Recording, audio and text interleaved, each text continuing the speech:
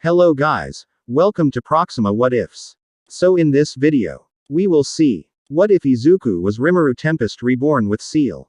If you enjoy these kinds of stories, don't forget to show us some love by hitting the like button and subscribing to the channel. Your support means the world to us. Now, let's start the story. Chapter 1. Tempest breaks the pavement. The guy in the bomb suit shouldn't have been fast, but fear turns ankles into rockets. He shoulder-checked through a food stall, slid on spilled curry, then bolted for the service alley behind tea. He mall where the crowd thinned and the sirens grew teeth. Izuku didn't yell stop. He didn't posture. He sprinted, cut the corner, and tackled the bomber between two dumpsters before the detonator hit thumb. The world went white. Heat ballooned. Metal screamed. Glass shot outward like winter. Izuku wrapped the man up and drank the blast. The shockwave folded into him with a hungry thump, and the echo died against his ribs as if a fist had found water and couldn't remember why it was clenched. A calm voice slid through the noise in his head. Structural integrity. Acceptable. Perimeter casualties minimized. You're welcome. Thank you. Izuku breathed, already moving. He wasn't flameproof in the normal way. Normal meant resisting. His way meant taking the hit into himself, breaking it down into something harmless, and sending it back out as usefulness. He rolled, let the bomber fall into sticky restraints that grew under the guy's shoulders like fresh pavement, and shot an arm long and clear into the main concourse. Screams, the bad kind. The upper balcony had cracked. People were hanging over the edge, fingers slipping on dust and fear. He didn't think about the cameras or the headlines or whether someone would call him a monster in a trending thread by sundown. He slung the arm higher. It split into three. One cupped a kid by the waist, one flattened into a ledge under a pair of heels. One stabbed into the broken wall and hardened a cross brace. The concrete groaned and then decided to breathe again. Step on the gel. Yeah, he called, voice steady. 2 feet. Not 1. Good. You're safe. Ciel hummed. Heart rate. 98. Public sentiment. Volatile. Also, you're adorable when you go full construction site. Later. Izuku muttered, hauling the last man up. 2 security guards skidded in. Eyes wide, batons up. The bomber mumbled something about angels and punishment into the floor. Izuku didn't correct him. He waved the guards over. He's not going anywhere. Don't touch the resin until it fades. 10 minutes. A shape blurred through the smoke from the far entrance, boots squealing against tile. Spurts of sweat flew. There was a familiar pop hiss before the voice. Deku. Bakugo barreled in, palms fizzing. He took in the concussion crater, the trussed-up bomber, the alive crowd, and the weird flex gloss sheen still cooling over the tiles. He exhaled like a dragon putting away a flame because the house was fine. Izuku rubbed the dust off his cheek, then realized it wasn't dust and wiped anyway. You took your time. Traffic. Bakugo's lip curled. You swallowed a bomb again. It was coming at their faces. I can see the crater. Try not to redecorate with your guts next time. A harried mall manager in a vest started to say something about liability. Then made direct eye contact with the bomber wrapped like a caterpillar and chose to help the evacuated families instead. Good call. A second vibration rippled underfoot. Not an explosion. Something structural giving up. Izuku tasted the air, live wires hidden inside the dust, and pivoted toward the western stairwell. The top landing had split, chewing the banister. A girl clung to it like a scarf on a motorcycle. I've got her. Bakugo snapped, hand already up. Angle. Izuku warned. Bakugo blasted low and sideways, popped himself up, then shoved off the remaining rail with a boot, a harsh, efficient arc. He snagged the girl by the elbow and bounced to the next landing with a grunt, landing in a low crouch like he'd planned it since breakfast. The girl latched to his neck. He peeled her off gently and pushed her toward the paramedics like he hadn't just been a cannonball. Nice, Izuku said. Bakugo didn't look at him. Yeah. The crowd was clapping. Not polite. Relieved. The kind that starts as thanks and ends as a release valve. Izuku held up both hands and motioned them toward the exits. Head to the south lot. No running. Don't push. You're good. He was already scanning. Not for more bombs. For what always came next. Ciel whispered, soft and clean. Mark the briefcase. Third kiosk, left of the cartoon character plushies. The man with the shaved head and nervous pupils. Pulse 99. He is deciding whether to run or hand it to you. Izuku saw him. Early 20s. Too thin jacket. Dead in his eyes. The guy held a black case like it was about to bite. When their eyes met, the man flinched so hard his teeth clicked. Izuku jogged to him, casual, as if he were asking for directions.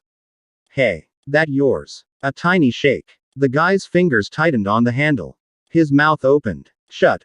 Opened again. I didn't know they were going to. I just had to move it. I didn't open it. I swear. No lectures. Izuku held out his hand. You're done moving it. The guy swallowed. Then put the case into Izuku's palm like he was handing away a nightmare. He didn't run. He sagged. Bakugo drifted closer, eyes slitting at the case. You sure? Izuku flexed his fingers and the case. Very politely, melted into his palm without coming apart. He and Ciel read it the way you read a loaded sentence. Clean metal under the outer coat. A cube inside the foam. Not a conventional bomb. Something etched. Those lines weren't stylistic. They were math that meant harm. Do not break the cube, Ciel said. It's hungry. Copy. Izuku said. He folded the case deeper into himself so he couldn't drop it even if he stumbled. The shaved head kid made a thin sound, halfway between relief and dread. Name? Izuku asked. Daichi. You're going to talk to recovery girl, Izuku said. Nodding toward the paramedic line, then the police. If you're honest, I'll tell the public defender you handed this to me. Daichi swallowed again. They said. If I didn't, they'd. Izuku didn't let the sentence finish, not because the content wasn't important, but because panic spreads faster when it gets air. You're not alone anymore. Go. Daichi went. Bakugo's gaze flicked to the ceiling where tiny security drones hovered like lazy gnats.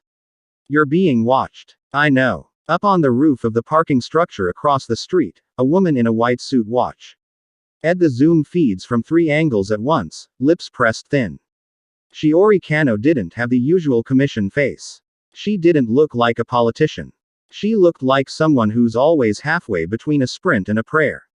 Her earpiece crackled. Target manifests non-standard energy signature consistent with him just saving 24 people, Shiori said, not raising her voice. Record. Do not interfere. Someone on the line breathed in like a protest and breathed out like a recession. The drones kept recording. They did not interfere. Izuku stepped close to Bakugo and pitched his voice low.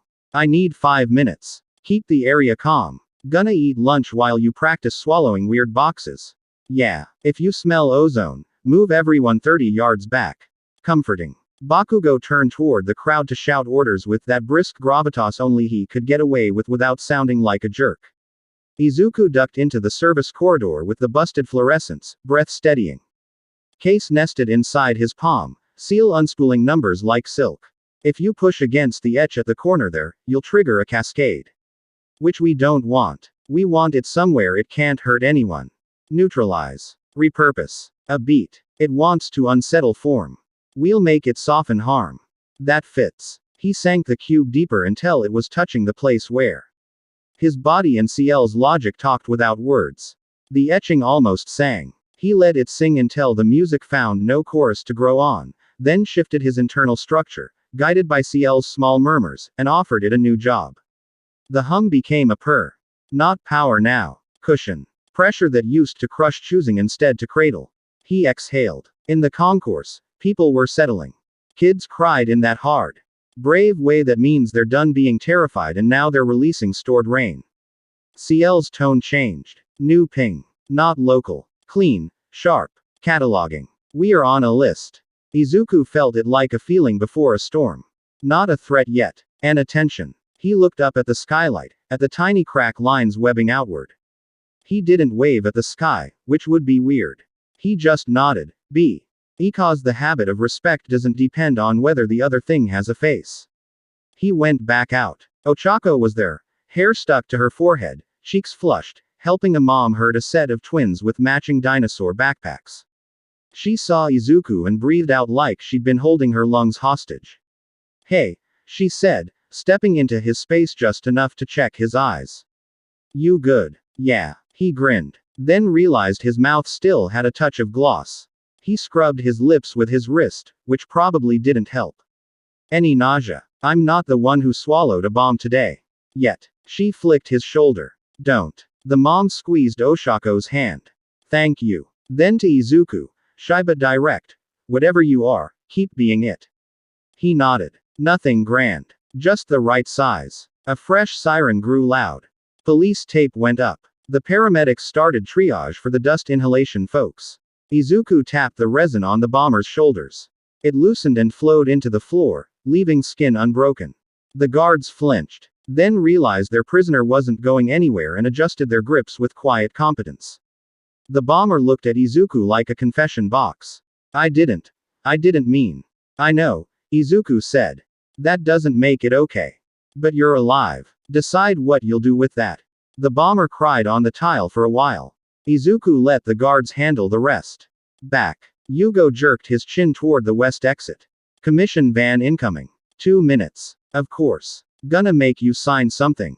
Probably. Gonna spin some narrative. Probably. Gonna be pissed when they can't control you.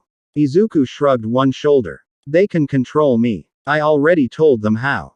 Bakugo's eyebrows did a small dance. Oh. Keep the people safe. That's my switch. They touch that. I move. Bakugo snorted. Heroic idiot. Explosive idiot. They bumped fists. It cracked like a good joke. The commission van rolled up like a dental appointment. Shiori stepped out, heels precise. White suit absorbing sunlight instead of reflecting it.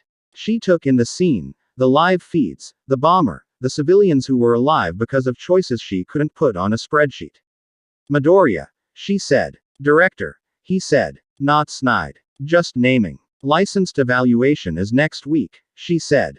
Interim activity must be reported. Already sent the video to your public portal, Izuku said. All angles. Minimal edits. Sorry about my face. She looked at him for a long beat and didn't blink. The commission appreciates transparency. Do you? A corner of her mouth. H thought about moving and decided to wait until later. We appreciate anything that keeps civilians breathing. We agree, then. Bakugo folded his arms and scowled just enough to read as protective detail. Shiori's eyes ticked to him. Then away. The device. Neutralized, Izuku said. Her jaw tightened in the subtlest way. She hadn't asked how. She hadn't lectured him about chain of custody. She just nodded. Once. I'll need your account, she said. You have the video. I'll need your account. He turned so they were half facing each other, half facing the people who were slowly becoming a crowd again. Man ran with a device. I stopped him. Rescued civilians. He detonated in the alley when he panicked. I absorbed the blast. Secured him. Identified an accomplice carrying a secondary device. Persuaded him to surrender it. Prevented further harm. And the secondary device. Repurposed, he said. Now it cushions impacts. Shiori inhaled just enough to mark the word. Repurposed. He met her eyes without flinching. He held calm like a gift, not a weapon. You can test the concourse supports if you want. Tell me if you find any bruised concrete. She looked at the sea. Eiling as if she could see the stress lines through the plaster. Maybe she could. After a beat, her gaze slid back. You prioritized crowd protection over suspect retention. Yes. Even when the suspect had a live detonation channel. Yes. Why? Because he was 20 feet from a daycare kiosk. The corner of her mouth almost moved again. Not a smile. Not a frown. The expression you make when you have to reconsider your math. The earpiece at her collar buzzed. She tilted her head half a degree to listen. Izuku watched her eyes shift, not away, but deeper, as if she were looking at two things at once, the feed and the man. When she spoke again, her voice had a shade more warmth. Any injuries? She asked. Minor. Some scrapes. One dislocated shoulder. Bakugo caught a kid before the drop. Of course he did. Bakugo's scowl cracked into something almost like a grin. He hid it by checking his gauntlet. An officer waved from the tape line. Shiori raised a finger for a hold, then turned back. We'll debrief you at the agency evaluation trials. Looking forward to it. A micro expression that definitely counted as a smile flickered and vanished. She turned away, issued orders without raising her voice. And the scene tightened into competence. The van door slid shut on an arrested bomber who had not died, a detail the city would digest later. Izuku felt the cube's echo settle inside him like a cat finding the warm bunker of your sweater. He breathed. The clean ping from the sky pulsed once more like a sonar, then went quiet, as if something far above had checked a box and moved to the next task. Ciel spoke. Warmer now. You didn't lecture him. Good. You're learning. I'm trying, Izuku said. You're also very handsome when you eat explosives. Okay. Oh, see. Hako edged in again after helping a paramedic splint a wrist. Nezu texted. He says, remember the timetable, remember tea, which, I think means he's on board, and also we should hydrate. Tea later, Izuku said. I want to check the daycare. They moved together across the concourse. The daycare owner had rallied into that specific steel only caregivers carry. Crayon boxes were back in bins. Tiny shoes were zipped correctly. She bowed at them even though her hands were shaking. Thank you, she said. Thank you, Izuku said back, because she'd kept a dozen toddlers from running toward hole in the floor with nothing but a crinkle of her nose and a story about dinosaurs that needed finishing. A little boy with a band-aid rocket on his knee stared at Izuku's mouth. Are you made of jelly? Izuku's smile went sideways. Kinda. Cool. He let his cheek go a touch translucent and wiggly for half a second. The kid gasped and laughed, which made 3 other kids do the same in AF. Orth decided to be brave later when it wasn't so loud. The daycare owner wiped her eyes. Ochako bumped his arm with her elbow. Private. You okay? Really? I'm good. He meant it. He felt the cube's old hunger turned into a habit of gentleness and thought, yeah, that's the job. Bakugo jerked his head toward the exit where the press mics were blooming like metal flowers. Showtime. Jelly King. Izuku groaned. Don't call me that. I will absolutely call you that. They did not hide. They walked out through the main doors together, side by side, behind the moms and the kids and the guy with a bandaged ear who had just discovered he was going to be fine. Cameras swung. Questions hit like rain. Izuku ignored the ones that smelled like traps and pointed at the people behind him like the answer was already visible. What did you do to the suspect? Someone shouted. Turned him over to the police. What did you do to the device? Made the floor safer. Are you even human? He met that one without blinking. I'm the kind of human who can help. The crowd, which could have broken either way, chose the quieter path instead. Someone started clapping again, not because of a punchline, but because they had their children's hands in theirs and wanted to do something with the extra adrenaline. Shiori watched from the edge, thinking thoughts she did not share. She tucked a small, strange object into her jacket pocket, a ring of polished metal she'd picked out of the debris near the alley. The etching on its side looked like it had once wanted to hurt something and then had changed its mind. She closed her hand around it and didn't let anyone see her face as she did. Ciel brushed the back of Izuku's skull with a digital fingertip. We're not done here. I know. They'll come ask again. They'll want you to prove you're safe, in ways that risk making you unsafe. Then I'll protect them better than their fear can. Good line. Use it or don't. You're more compelling when you just do things right. They waited while the ambulances rolled. They carried water bottles to people who couldn't carry their own yet. They didn't pose. They just stayed until staying no longer helped. When it was finally quiet enough that the pigeons reclaimed their low arguments, Izuku circled the concourse one more time. He knelt and touched the spot where the floor had taken the blast. The curve of the resin fading like a receding tide. His hand went transparent for a second. The cube purred. Keep it gentle, he told it, and by it, he meant himself. He walked out into the light with Ochako and Bakugo. The mall manager, the kids, the daycare owner, the commission, the reporters, the drones, and a city that wasn't sure what he was but was beginning to suspect it didn't matter as much as how he moved when things were breaking. Outside, a little girl he'd lifted off a wobbling balcony earlier found him again. She had gum in her hair and a stubborn little chin. She marched up, held a sticker shaped like a cartoon slime with a goofy smile, and stuck it to his shirt where a badge might go. For you, she said. He looked down at the sticker, then back at her. Gonna be honest. This is better than any license. She grinned at him with all the teeth she had. He grinned back with more than that, because he could. People started drifting. The commission packed in the careful way that says they'll be back even without saying it. Shiori paused, said nothing, and tipped her head a fraction that felt like the start of a handshake rather than a threat. Izuku didn't wave at the sky. But some part of him did. The clean ping far above did not answer. That was fine. He wasn't waiting for permission from a thing that measured mercy in efficiency. He had his own metric. Ciel murmured. Soft enough to be only for him. Ready for the next problem. Always, he said, and meant it, and took the first steps toward building a place where the next Daichi didn't have to carry a cube alone. Chapter 1 End. Chapter 2. Haven, built under watchlights. They said the old freight depot was haunted. Not by ghosts. By budgets, by forgotten pallets, by the stink of metal that never totally leaves your teeth. Izuku liked it anyway. It had space, air, and exits in 4 directions. You can teach a place to be kind if you're patient and stubborn. He didn't announce anything. No ribbon, no speech. He showed up with a rolling cart, 2 crates of blankets, a bag of rice big enough to qualify as a roommate, and a grin that refused to apologize for existing. Ciel kept count while he worked. 72 cots stacked. 47 clean. 25 need patching. I'll patch, Izuku said, and his hand ran down a rip in the canvas like a seamstress who didn't believe in thread. The tear fused smooth. By noon a water line hummed through a filter he'd convinced from scrap. By evening the air smelled less like old oil and more like soup. People drifted in on rumors.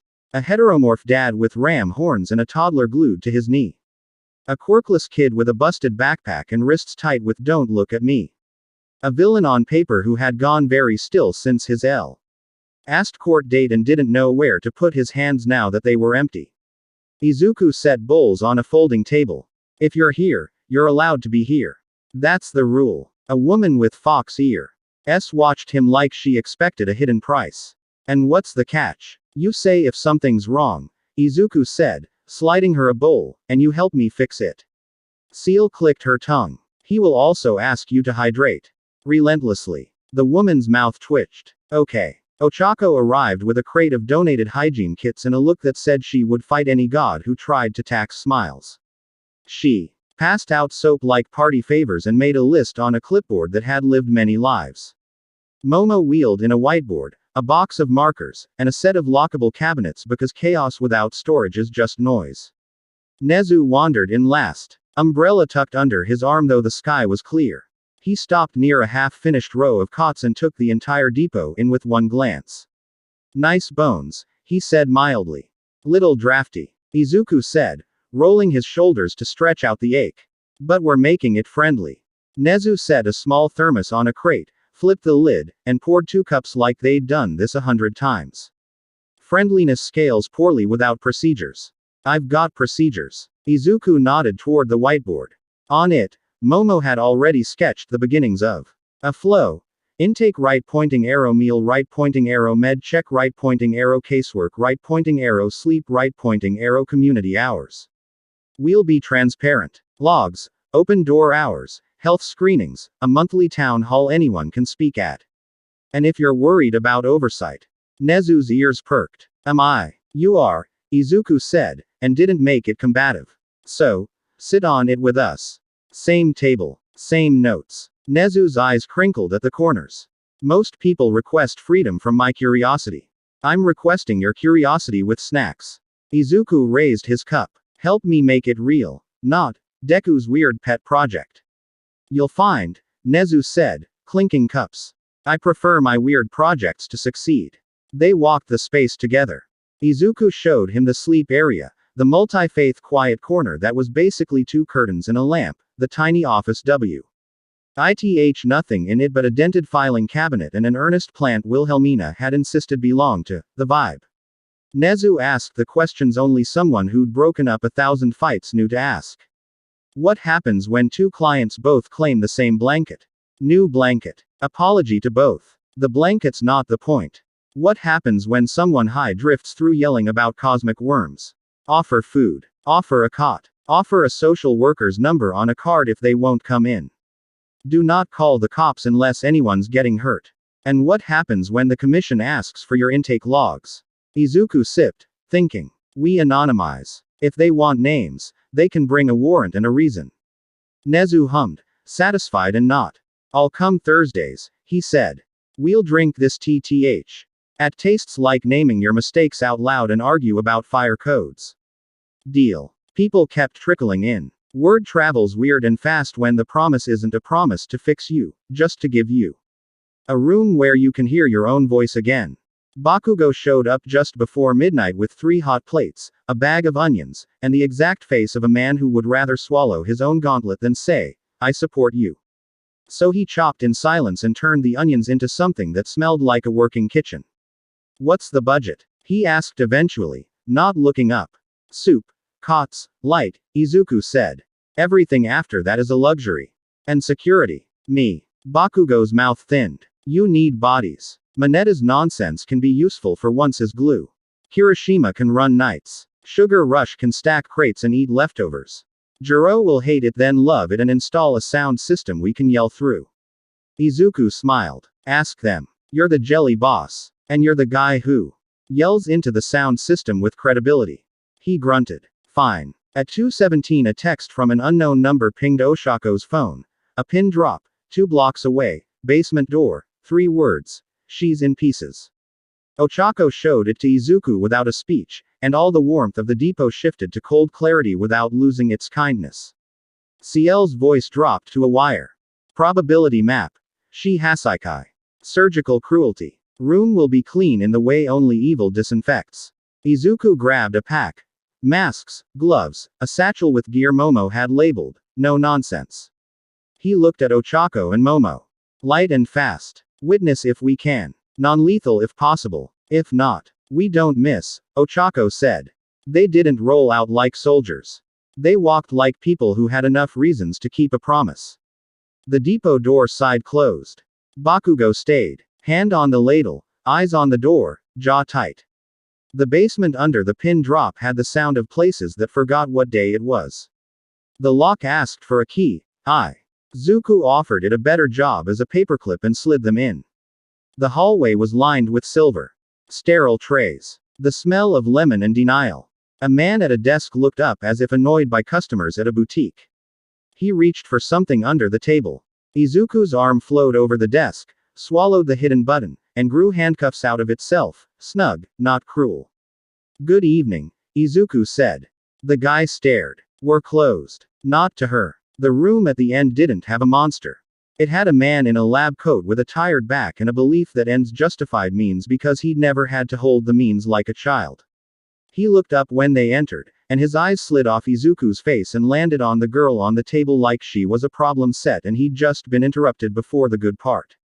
"Leave," he said. "You're contaminating my workspace." Izuku didn't argue. He turned his body into a wall between the girl and the scalpel, reached behind him, and put 2 fingers on the scalpel blade. It softened into something that thought it was rubber now. The man sputtered. Ochako stepped left, made a security camera feather light, and rotated it toward the ceiling. Momo dropped a compact case next to the monitor. Tapped the screen twice, and the whole feed fuzzed into a loop of empty hallway. The lab man found his voice. "You can't be here." "She can," Izuku said, looking at the girl. Eri blinked at the light like its job was to hurt. "Hi. We're taking you home." "I don't have one," she whispered. "You do now," Ochako said, voice fierce as if the words were a blanket. "We brought one." A door behind them burst open. 2 men with masks, 3 with clubs, 1 with the kind of eyes that are colder when they've decided to be brave for the wrong thing. Overhaul wasn't here. But his shadow was in the way they stood, neat and cruel and absolutely sure of themselves. Izuku moved. He didn't escalate. He decided. The first club swung. He caught it with a palm that decided to be glue for exactly 3 seconds, yanked the wielder forward into Oshako's tiny side step, and let gravity forget him long enough to take him out of the fight with a soft nap against the wall. The second swung for his ribs. He wrapped the arm in a sleeve that hardened into a restraint for just long enough to keep the man from panicking, then bled it away when he stopped struggling. The third tried to circle. Momo flicked her wrist and a net the size of a folded picnic blanket sprang wide and went taut around 2 at once. She retracted the corners, breath even. The one with the call. Bravery pulled a knife that had seen too much and not enough. He lunged. Izuku let him come, let the blade touch a surface that was skin until it wasn't, ate the steel, and exhaled a cuff around the Man's wrist that turned to velvet when he flinched. He looked into the man's eyes and didn't say, "You don't want to do this," because the man very much did. He said, softly, "Not tonight." Ciel pinged his attention. Left. Izuku stepped, let a baton whistle past, and caught the man in a hug that turned into a seat on the floor that turned into sleep when Ochako brushed the man's shoulder with a whisper of 0G. Just enough to make his brain go every color and then black. 12 seconds, Momo said, not bragging, just calibrating. Felt good, Ochako said, cheeks flushed. Eri had not moved. Izuku shifted the wall of his body to give her something to look at that wasn't violence. Up close, the thing on her forearm wasn't a thing. It was a mark. A clean geometric circle with an inner ring of etching that made Ciel go very, very quiet. Do not touch that. Copy. Eri watched their mouths. Are you heroes? We're the people who showed up, Izuku said. Is that enough for tonight? She nodded quickly. Like the gesture had to outrun doubt. Mirio slid in through the side door like a late guest who brought his own sunshine. He took in the scene with one sweep, eyes softening on Eri. Sorry. Got delayed by a hallway that didn't want to be a hallway. He grinned at Eri like he'd been training for this smile. Hey, squirt. Field trip. Eri blinked, confused at the presence of a person who was allowed to be cheerful in a room like this.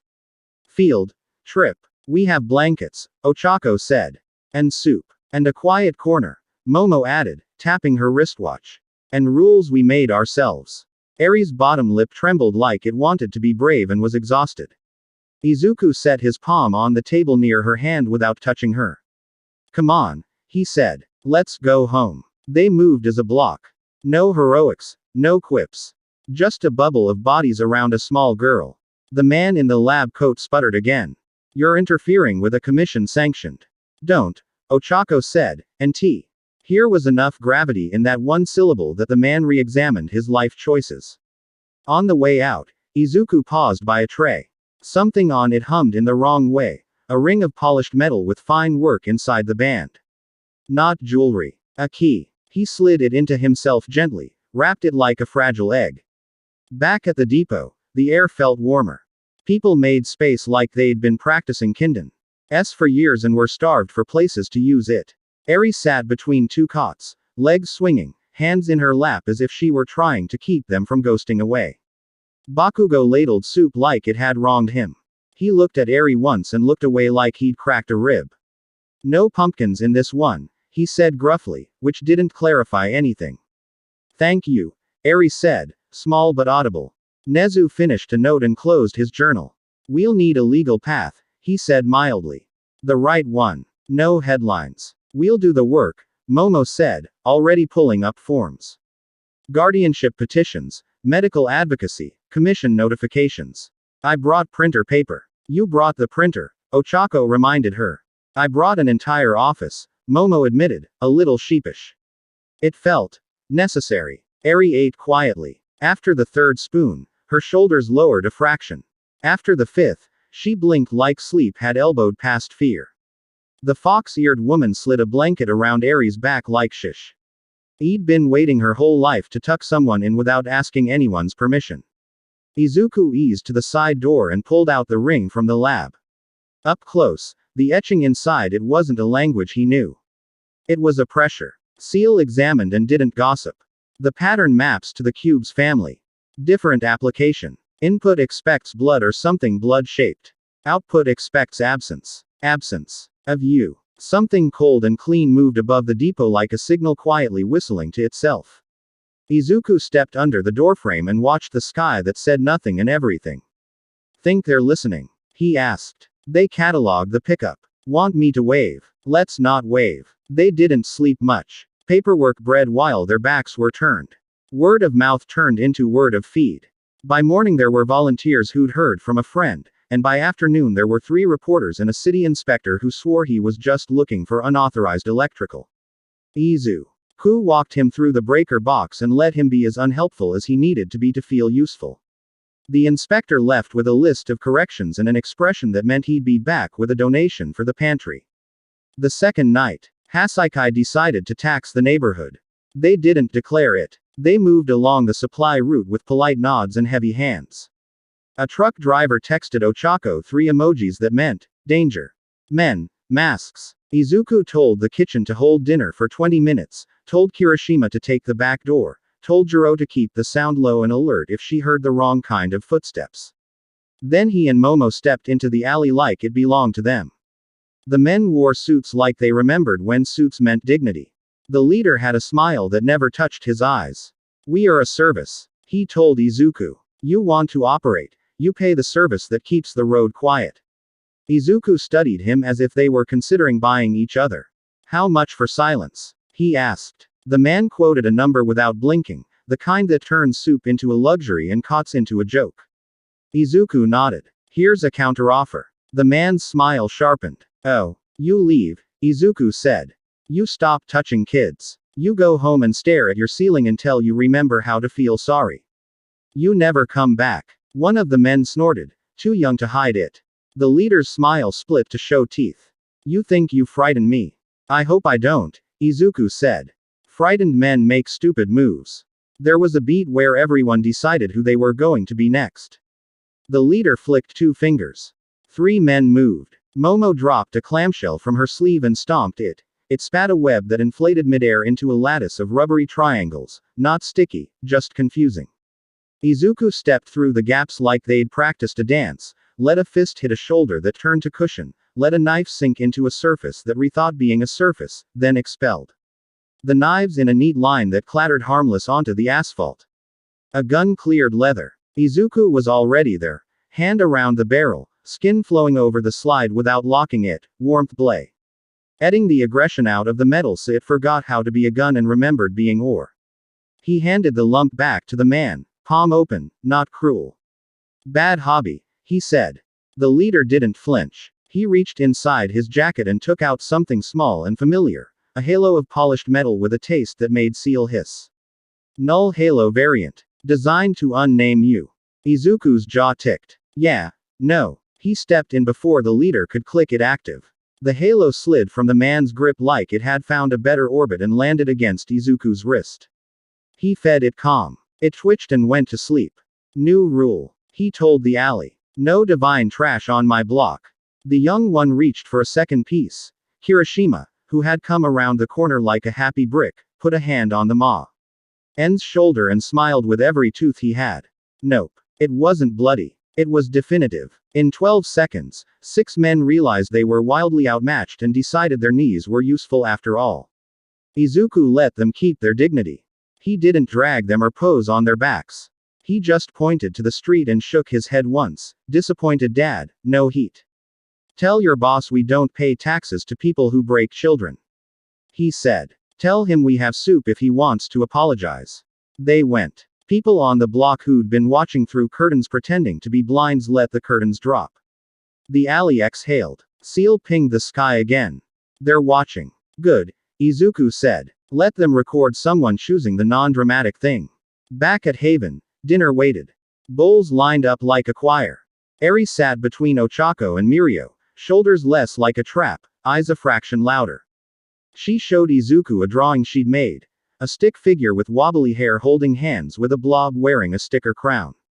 You captured my essence, Izuku said solemnly. That's your jelly, she said, so serious he almost laughed. They were still eating when the commission arrived with the posture. Of people who wanted to count heads and hearts with the same spreadsheet. Shiori didn't knock. She stepped through the door like a person entering someone else's kitchen to return a casserole dish. Her suit still didn't reflect light in a normal way. Her eyes were tired in an honest way that didn't feel strategic. Licensing irregularities, announced a thin man in her shadow, pulling a folder like a sword. Public safety concerns. Reports of. Shiori lifted a hand. The thin man shut the folder like it had insulted him. We're here to observe, she said evenly. We've received multiple calls commending your effectiveness. Multiple, the thin man echoed like the word owed him rent. We're streaming, Jiro called from the corner without looking up from her board. Hot mics on all sides. Comments open. Be nice. The thin man blanched. Shiori's jaw flexed once, almost smiling at the audacity and almost irritated at the lack of stage management. May we look around? Please, Izuku said. gesturing like a tour guide at a museum that hadn't finished buying frames yet. Cots, kitchen, intake. The plant is Wilhelmina. She requires compliments. Shiori paused at the intake desk. The forms were simple. Name, pronouns. Emergency contact, allergies. A bold line halfway down read, "If you don't want to answer something, don't." She ran a finger along the ink like it might bite her. It didn't. "We'll need your security protocols in writing," the thin man said, pen poised. Izuku nodded. "We keep people safe. Me, my friends, community watch, and a sound system. And we do not hit first." The thin man sniffed. "That's not a protocol. It's the core of every protocol," Ochako said, not bothering to be diplomatic. "Everything else is a branch." Comments scrolled on the projected feed. Neighbors, a teacher. A paramedic from the mall, a dad with a stroller who wrote, "They helped me change a tire yesterday and didn't make it content." Jiro nodded like a bouncer with taste. "No slurs," she said into her mic. "We're eating." Shiori stepped into the quiet corner, clocked the lamp and the soft mat and the shelf with a jumble of books and a little sign that said "Take one." She didn't touch anything. She stood still in a way that meant she was thinking with her whole spine. Izuku went to her without making it a face-off. "We're not hiding," he said. "I can see that," she said softly. "You want copies of the intake logs. I want to know if this will collapse when the cameras leave." "It'll get messy when the cameras leave," he said. "But messy doesn't scare me." Her eyes flicked to his wrist.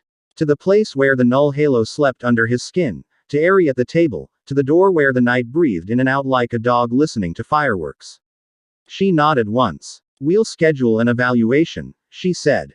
"You'll come. You'll answer questions you don't like. You'll stay angry at us and we'll stay nervous about you. And maybe we'll keep people alive in the middle. Deal," he said. From the hallway, the fox-eared woman appeared with a tray of sliced apples like an ant who had decided everybody's blood sugar was her jurisdiction. She offered the tray to Shiori like you offer peace in edible form. Shiori hesitated, then took a slice and chewed while pretending she hadn't wanted it.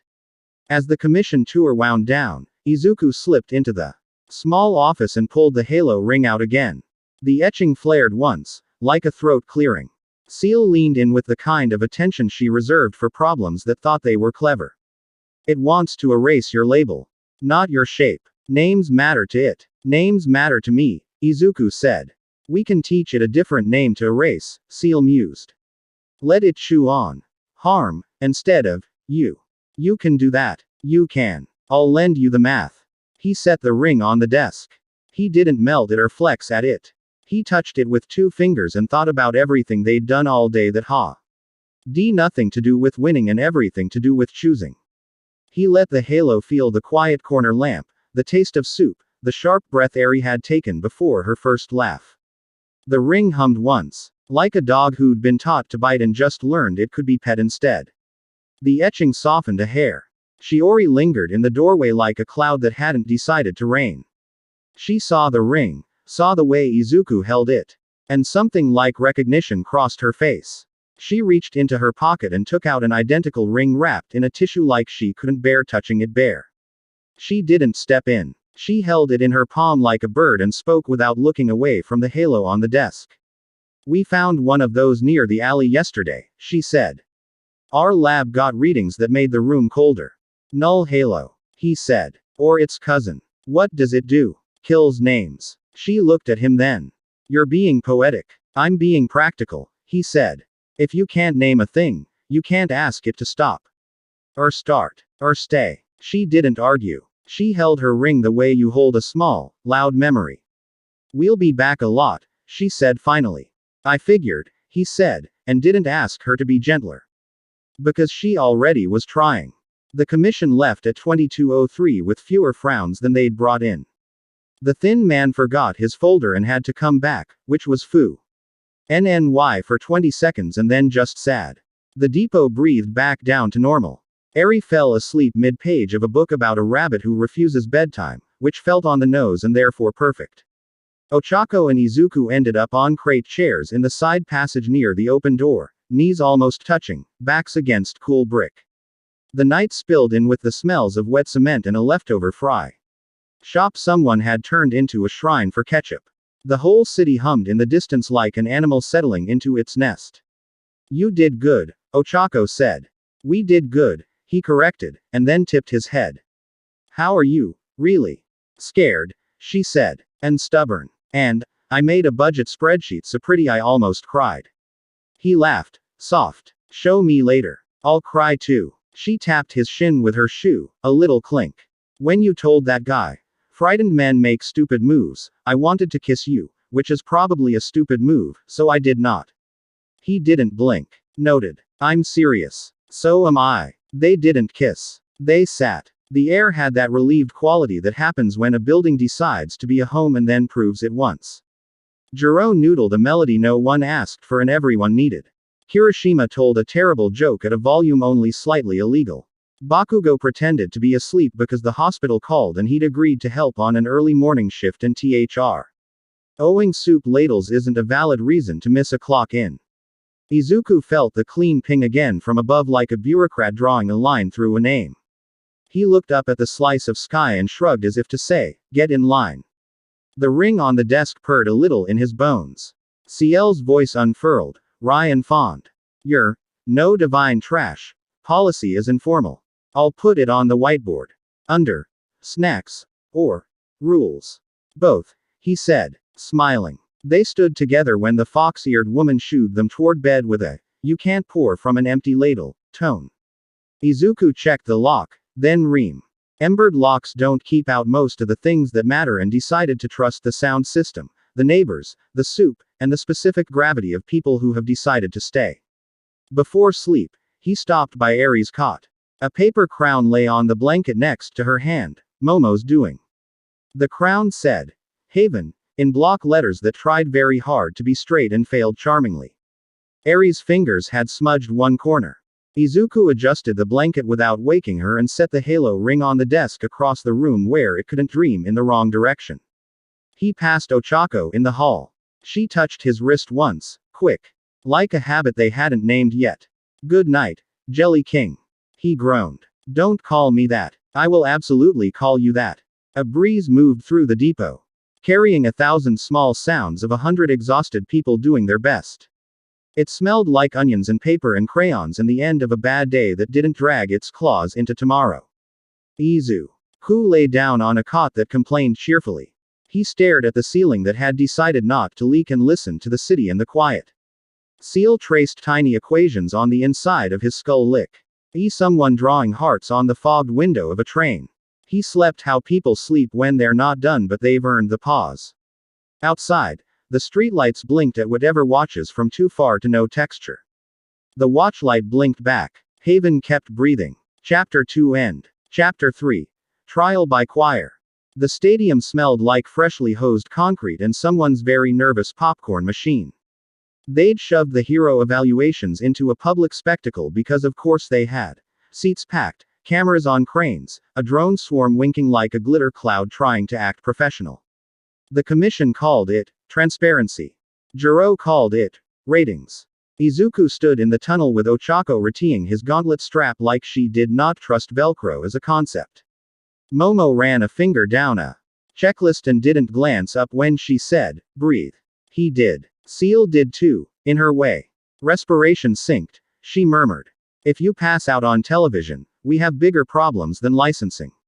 I'm not passing out. Then don't forget the part where you ask first. He smiled without teeth. Always. On the field, the commission's host, polished voice, agency smile, announced the format like he'd invented it this morning. 3 lanes painted across the turf. Lane A. Obstacle gauntlet with civilians, played by volunteers who were definitely braver than the pay implied. Lane B. Medical tent. Staffed by real EMTs who looked like they would throw hands if anyone treated them as props. Lane C. The evac convoy. 3 buses crawling a loop while drones simulated falling debris and randomized hazards. And opposite him, stepping out to stern music that would have been dramatic if the speakers weren't tinny, the Aegis choir filed in. Blue-white uniforms. Non-lethal rigs. Shiori Kano at point. Clean lines. Eyes you could read if you'd earned it. Bakugo leaned on the rail over the tunnel, casual menace. Whole thing's stacked. I know, Izuku said. Good. Then it'll be fun. Lights swept the crowd. The host did the intro patter and mangled Izuku's name like it had commas. The sound hit Izuku in a wall. He glanced at Ochako. She tapped her heart twice. Calm. Choose people. He jogged out to the midfield marker. Waves of noise breaking and falling. He waved back like it was just neighbors. The boos died quick. The cheers didn't get loud. They got certain. Shiori met him at the center line. Up close. She looked like a person who'd sat with too many late reports and not enough sunlight. No hand extended. Not out of rudeness, out of policy. Midoriya, she said, even. Kano, he said, friendly. You understand the rules. Protect the convoy. Don't break my opponents. Don't let your people get hurt. A flick in her eyes that might have been approval. And no friendly deals. If the choir tags you with an immobilizer, you sit. If your medics call a stop, I stop, he countered. She nodded once. Then, too quiet for cameras. Can you prove you're safe? He didn't hit her with philosophy. He pointed at the EMT line. I can protect them better than anyone here. Shiori held his gaze a beat, cataloging conviction, then stepped back, signal crisp. The scoreboard lit. A blast of horn. The trial started. Everything moved at once. Drones dropped foam. Debris, over lane A like snow with an agenda. The evac buses rolled, engines coughing, volunteers inside clutching. Their armrests like casual death enthusiasts. The choir split with the kind of practiced rhythm that said they'd drilled this until muscle memory had muscle memory. Two flanked the buses with stun net launchers. Two fanned toward the med tents to apply pressure. Shiori came straight for Izuku with a look that said prove it. He didn't posture. He ran. He hit the convoy at a diagonal, one hand. Already stretching into a translucent wedge that caught a falling foam beam 2 meters above the first bus and shunted it sideways where it bounced instead of crushing a windshield. Shiori's first show. T snapped them both. An electromagnetic pulse meant to scramble his nerves without the lawsuit.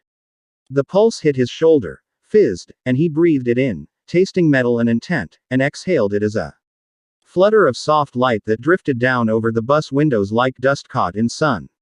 A young choir member skidded around the flank too hot, boot catching in the cordon. He pitched forward toward open turf. Izuku's stomach went cold. He split an arm instinctively, caught the rookie by the harness, and set him upright without turning fully away from Shiori. The kid blinked at him, stunned, and his training yanked him back into motion with a face that would think about that later. Ciel pinged 3 threats. Left. Tripwire foam. Ahead. Stun grid. Above. Landing drone in 2 seconds. 3 kilo drop. Copy. Izuku stepped over the fake tripwire, let the stun grid kiss a foot that was skin until it wasn't, and fed the incoming drone's drop into a brief hard shell over his skull before letting it slough off as a harmless puddle. He didn't throw it back. He gave it to the ground. Shiori didn't shout. She adjusted. Her team pivoted to non-lethal choke points that forced Izuku into choices. Either disrupt their lines or let them push at the convoy's blind spots. He chose a third thing. He made himself a hinge. He planted himself between bus 2 and the med tents, hands out like traffic control. Body blooming into layered petals of barrier that caught taser-laced darts headed not for him but for the ground near the medic's feet. The darts thunked into him. Angry hornets turned into dull pebbles inside his skin. He pulled them out and dropped them into a bin a volunteer thrust at him, like this was a normal Tuesday, like the bin had always been there and would always be there. And someone needed a place to put what shouldn't be handled. Thank you, the volunteer blurted. Label that biohazard, he said, and smiled because she'd stuck it out here when she didn't have to. Shiori closed. Her blade wasn't a blade. It was a baton that could sing a little song to your nervous system if it loved you wrong. She struck at his ribs and then feinted shallow toward his hip, a tease. To see if he'd prioritize his own balance. He didn't take the bait. He flowed around the hit and braced his back against the med tent's corner pole, taking the baton on a surface he let be skin so he'd feel the respect before he hardened it a split second later. The baton bounced with a ringing thunk. She shifted stances mid-breath, efficient. You're not aiming at me, he said. I don't need to win against you, she said. Not out of bravado, just truth. I need to make you choose badly. He laughed. Quick. Good luck. Drones dragged a net across lane B, threatening to pen in the EMTs. Izuku sprinted, hands out. He grabbed the edge of the net, let it sink into him without engaging the bristles, and then spat it back out as a foam lattice arched over the med area like a cheap pergola. The EMTs looked up, confused. Then realized they had a roof and immediately set up triage like they'd negotiated for it weeks ago. One of them flashed him a thumbs up before barking at a patient to sit. Shiori's second squad executed a pincher move toward Bus 3's rear wheel well, stun bolts ready to lock the axle and force a stop. Izuku didn't kick them. He reached under the bus, grabbed the axle through his palm, and became a short ramp for 2 seconds, letting the bus bump over the bristled mat with a smooth rise that made the inside passengers cheer like they were on the safest roller coaster in Kansai. Sorry, he called into Bus 3. This part's bumpy. A tiny hand slapped the window in giddy approval. He slapped his palm back, then turned because Shiori was there again, baton humming. She was breathing harder now. He was too, not because it hurt, but because protecting this much at once was a whole body thing. Who do you answer to? She asked suddenly. He blinked sweat out of his eye. People who need me. That's not a chain of command. It is, he said, pushing a falling foam column aside with his shoulder. It's just not yours. Her jaw flexed once. Ciel buzzed a warning. 3 choir units circling the med tent. They're going to stage a panic surge to force evacuation. Counter with, I know. He cupped his hands and threw his voice. Choir. Med tent is protected. You rush it. You test my patience. It wasn't a threat. It was a promise that he'd catch them before they did something stupid. The units hesitated because being called on your own play in public is weirdly intimate. A drone swooped low over the convoy and dropped a glitter of shattered glass, confetti. Cute until it wasn't. Izuku exhaled a microburst of compressed air that sent the glitter sideways into a tidy drift against the sideline. The confetti team booed. He shrugged at them like, my bad, your litter had edges. The scoreboard ticked time. The host narrated like he was learning to see. Midoriya choosing to maintain convoy integrity rather than pushing the choir off field. Remarkable. Oh, and the Schwarz section leader Kano appears to be altering her pattern. She's redirecting her own rookie out of. That's sportsmanship, folks. Shiori didn't glance at the booth. She slid into his space for another exchange, baton tapping his temple with a kiss. It would have been unpleasant if he weren't built to drink lightning.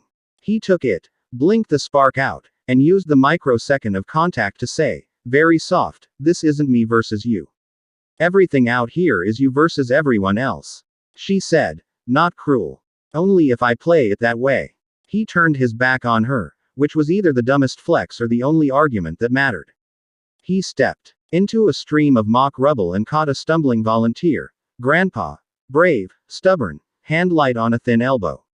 The whole stadium inhaled like a prayer. Shiori froze, baton up, then pivoted, shoulder checking her own unit into a safer lane without losing face. She was not here to break old men. She was here to measure him. He let her. A sudden crack from the east gate. A panel of the stadium ad board fell, staged, but heavier than someone had cleared. The choir rookie from earlier looked up too late. Izuku's body moved without permission. He went long, arm elongating, legs bracing, and GHT the panel on a shoulder that had decided to act like load-bearing architecture for the next 3 seconds. He set it down slow, one knee to turf, a grin he didn't feel yet. The rookie stared. Why? Were your opponents? Your people, Izuku said. That outranks the bracket. The kid's mouth twitched in the twitch that will be a laugh next week when he's replaying this in the shower. He scrambled back into formation. Shiori saw the whole thing without looking, because she saw everything, and for a heartbeat her stance loosened like something inside decided not to fight a piece of itself. Then she reached to her collar. The pin there, sleek, commission standard, flared a clean, cold light only people like Izuku could taste. Ciel hissed so softly he barely felt it. Null halo kernel. Miniature. Directive inbound. Shiori flinched the smallest flinch at a voice only she heard. Her baton wavered a fraction. Izuku didn't rush her. He stepped closer. Very human. Body language we are on the same side and you know it even if it breaks your job. Shake it off. he said. Her eyes flicked to his mouth. The earpiece in her collar whispered orders: salt clean, eliminate anomaly. He saw it land on her face. Then watched her kill it. She took the pin off her collar and crushed it in her fist. It bit. Her jaw tightened. She tossed the pieces to the turf and ground them on. See under heel like a cigarette she had no intention of relighting. The crowd didn't see the micro-war inside that gesture. The drones only caught the shape. Izuku saw enough. He turned and threw a Reborn of barrier up between two EMT tents to catch a foam rockslide. The tents didn't even shiver. The host's voice went quiet in his own head. On the scoreboard, the timer dipped under a minute. Choir units went for one last coordinated push. Nets arcing, non-lethal singing, a shape-shifted obstacle trying to funnel bus 1 into a dead zone. Izuku made the call that didn't look like a call. He stopped trying to stop them. He accelerated the convoy. Driver, he shouted, voice hitting through the barrier pergola and the drone buzz and the crowd's hum. On my count, 3 bus lengths. O.C. Hako. Boost the back bumper 1% on each bus when I say. Copy. Oshako's voice, hot and steady. He planted both hands behind bus 1 and shoved, not with brute force, but with a slick change. Under his palms so the rubber kissed the turf like it had a crush. The bus rolled cleanly through the funnel before the nets could cinch. He sprinted to bus 2, palms a shimmer of low friction cushion. Now, Oshako's quirk snicked on and off with surgical taps. The buses slid through like they'd found their own lane. Shiori watched the physics pivot and didn't take a swing. She holstered her B-Aton and directed her units to peel back from the med tents, using hand signals that meant acknowledge superiority without calling it that. The choir flowed. The drones backed off like well-trained bees. Horn blare. Timer zeroed. The stadium did the thing crowds do when they aren't sure if they're supposed to clap for the guy they were told to mistrust. Someone started anyway. It caught. It wasn't a roar. It was a warm front. Izuku didn't raise hands like a gladiator. He turned first to the EMTs. Anything broken? One of the medics. Buzzcut. Competent. Held up a clipboard. 2 sprains. 3 bruises. 1 pride fracture. She pointed her pen at him. You can't keep catching everything. I can try, he said. Shiori walked to him across turf tracked with 100 small decisions. She wasn't smiling. She wasn't not. Up close. The skin over her knuckles had the faint imprint of etched metal. She flexed her fingers once and tucked her hand behind her back where the cameras couldn't ogle the mark. Evaluation complete, she said. You protected the convoy at cost to your own score. I don't care about my score. I know. Her voice had a raw thread in it now, the kind that pens when you tidy your desk and find a letter you weren't ready to read. The host hustled over with a mic in the face of a man trying to be viral. Shiori didn't take the mic. She didn't let him hand it to Izuku either. This isn't commentary, she said to the host, polite like a blade. It's a safety trial. The host smiled with his mouth and recalculated with his eyes. Bakugo dropped down from the rail to field level, hopped the barrier, and swaggered up with the casual illegality only longtime friends get away with. Security started forward, saw it was Bakugo, and decided they'd rather get yelled at by a supervisor later than get hectored by Bakugo now. He bumped Izuku's shoulder with his own. You won by not winning again, he said, making it sound like a diagnosis. It's a habit. Annoying. Keep it. He looked at Shiori with a face that dared her to try him. She didn't. She nodded once at him like people who recognize load-bearing beams nod at each other. Ochako jogged up, cheeks pink, smile edge bright. She didn't kiss him. She put a bottle in his hand and squeezed his wrist in a way that squeezed everything else too. Good driving, Jelly King. He groaned. Don't. I will absolutely. You two can flirt later, Bakugo said. There's press. They walked off the field together, not as champions, just as a group that had finished something difficult without lying about what it was. Ciel hummed in a way that meant she was cataloging 10,000 micro choices and finding the pattern she liked most. He kept choosing people, and it worked. In the tunnel, out of sight, Shiori caught up and stood in the nobody space where fluorescent light makes secrets look boring. You know the order I got, she said. She didn't have to say it. He'd felt it in his teeth when the pin sang. He nodded once. I said no, she said. I noticed. She exhaled, a tight laugh with no joy. There will be a meeting I don't enjoy. We both have a lot of those, he said lightly. Maybe we can split the calendar. Quote. I'll bring tea, she said, deadpan. They stood there a second, two people who had just negotiated with their own triggers in public and come out with their spines intact. She glanced toward the field. Medics packing, choir stowing gear, buses idling, and then back. Your haven, she said. It will make enemies. It makes dinner, he said. Enemies are a side effect. A small smile showed up uninvited and left before it got comfortable. She removed something from her pocket and handed it over, the crushed collar pin in a small evidence bag. The etched kernel still leaked that clean cold. Keep it, she said. You turned a bomb into a pillow. Turn that into something that stops making my rookie's hands shake. He took the bag. Inside, the tiny halo bit at his palm through the plastic, then went quiet as Ciel petted it with math. We can teach this one, too, she said. If you still want to be a teacher. I want to be a lot of things, he answered. And realized he had never meant it more. Midoriya, Shiori said, poised to leave. Yeah, she hesitated, then went with the sentence that had been waiting. If you were a threat, could you prove you weren't? He didn't say yes or do a speech. He pointed back toward the med tent, where an EMT was laughing because another EMT had accidentally sat in a paint tray. I can protect faster than they can be afraid, he said. That's the only proof I have. She considered that like a recipe card. Then keep doing it, she said, and left before the host could try to corner her with a second mic. The press tried anyway. And Izuku was nice about it until he wasn't. He gave short answers that tasted like action. What are you? Someone who holds. What do you say to people who think you're dangerous? I say watch the nurses. Are you planning to expand Haven? We're planning dinner. Back outside, the late sun did that mood shift where it stops performing and just lights stuff. Jiro blasted a snippet of crowd audio in everyone's group chat. Neighbors arguing in the comments about whether the guy who turned drone nets into pergolas should get a parade or just a permit.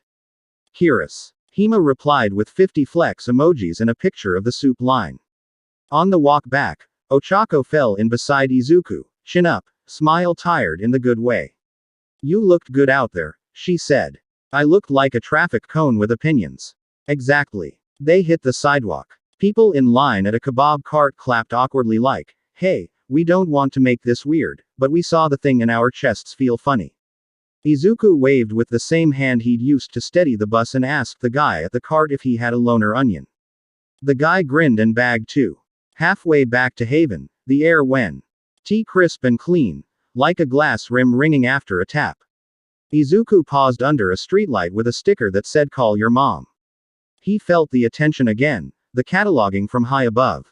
It wasn't louder. It was curious. Ciel touched that place in him that touches back. Astraeus X updated its file. It changed a variable from unruly to inefficient. That's not better. It will be, once we redefine efficient. He tucked the crushed pin into his pocket and kept walking. Haven was loud in a way that meant home. Aries' giggle carried from somewhere near the quiet corner. Bakugo barked so. Messing about knives in the dish tub and got 3. Sorry, Esuna. Love you, Chief. Momo stood at the whiteboard adjusting the day's grid with a marker that squeaked like it hated the future but was coming along anyway. Nezu showed up without fanfare and slid a newspaper across the intake desk with a tiny smile. The headline wasn't a hit piece. The subhead used the word protected twice. Wild. Your ugly pergola is trending. Jiro said, head tilted to listen to 12 things at once. I'm making a playlist for it. Make the first track. Don't die, Bakugo called from the kitchen. It's not a real song, she shot back. It is if I shout it. They ate too much flatbread and not enough salad because Kirishima had opinions, and then the depot eased into evening jobs. Izuku ducked into the small office. Locked the door because he didn't need a 6-year-old walking in on him reprogramming divine hardware, and laid the crushed pin beside the halo ring on the desk. The 2 bits of new LL Tech hummed like tuning forks looking for each other. He put a palm over both and let Ciel lace his bones with a slow, patient algebra. No lectures. No sermon. He thought about safe ramps and soup lines and the way Shiori had crushed that order like it didn't own her. He fed the thought to the metal like a treat. The hum softened. They were made to erase you, Ciel said, voice soft as Aries' blanket. We are making them erase harm. If they try to fire on the signature that says, you, they will stutter and choose, no. That's nice, he said, blinking because the word felt too small and right anyway.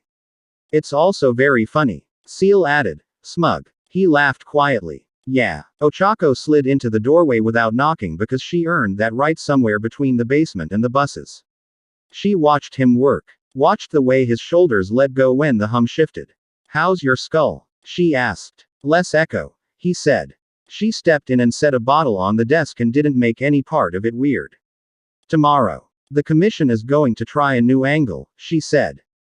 They'll talk risk. They'll talk exposure to minors. They'll talk property values. He nodded. Then we'll show them property values. One repaired latch at a time.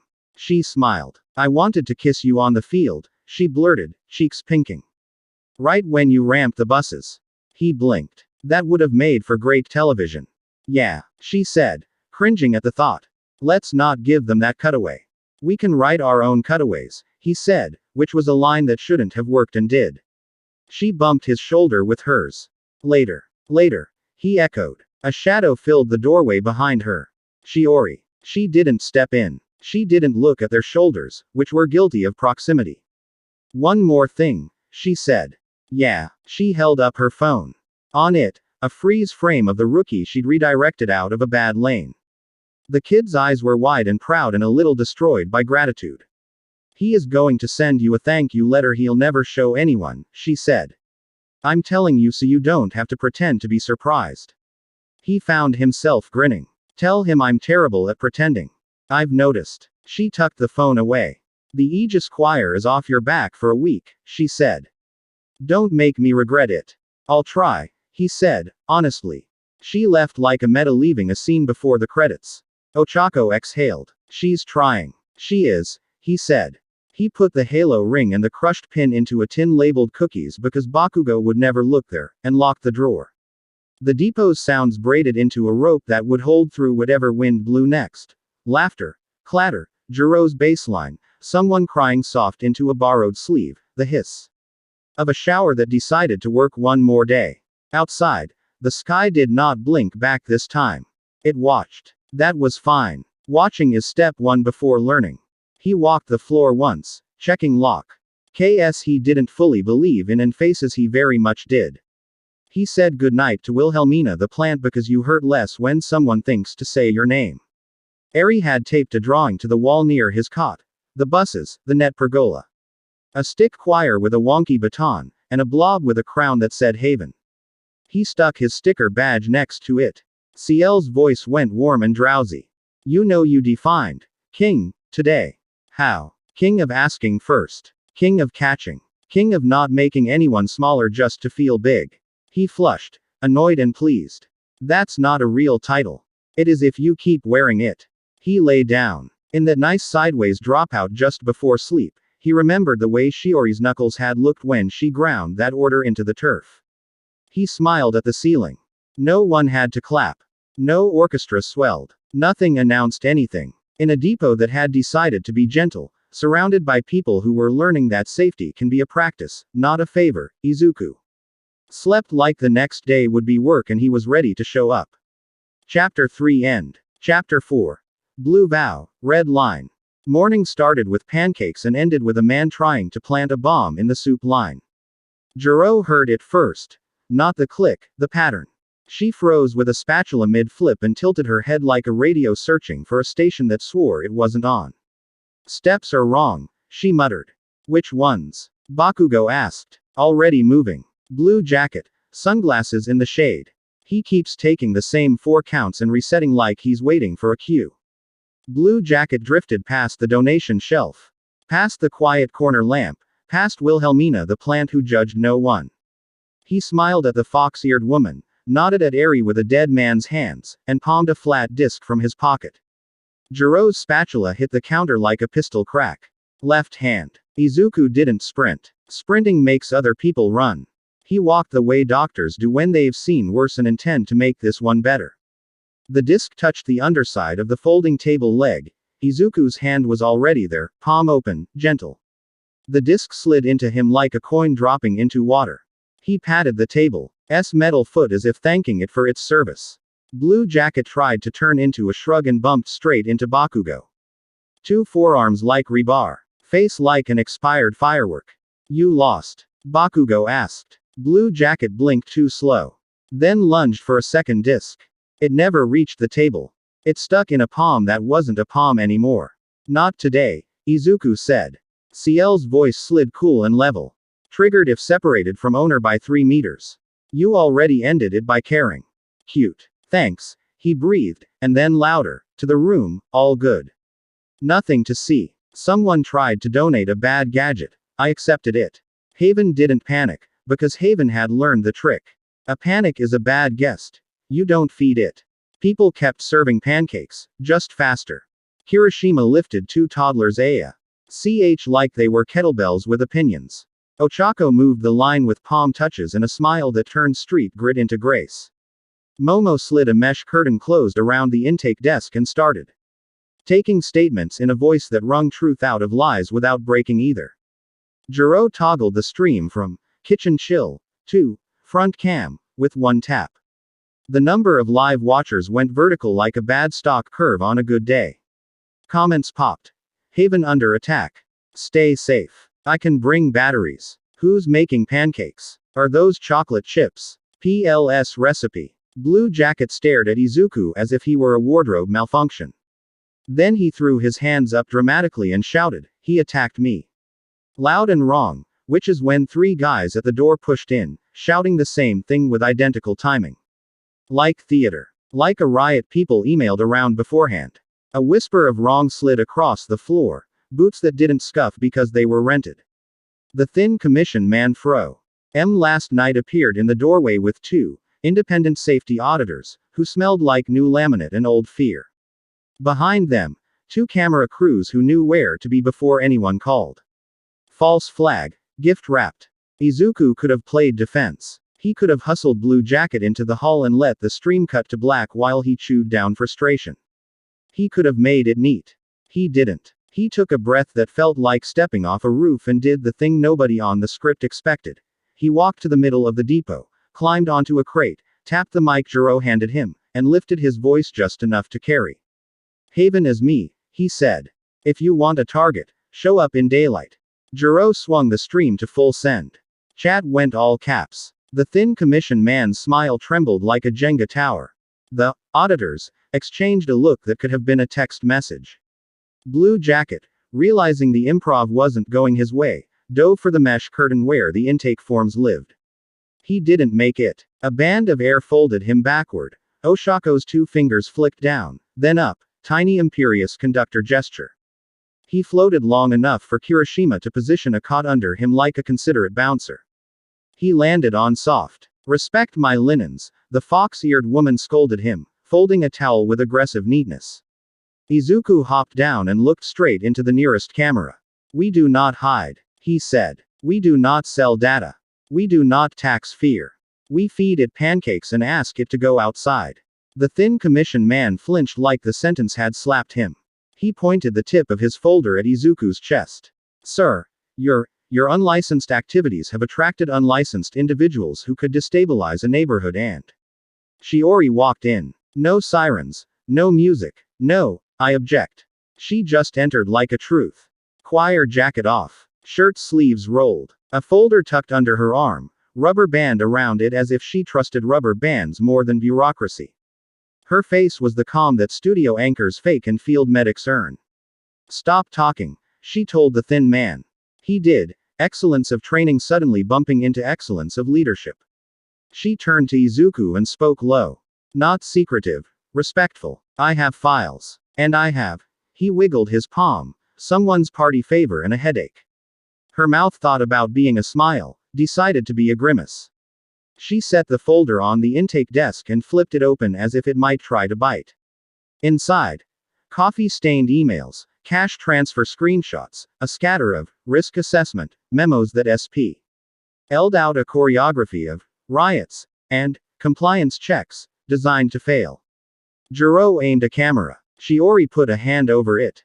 Not this, she said. Not yet. Then, to the room.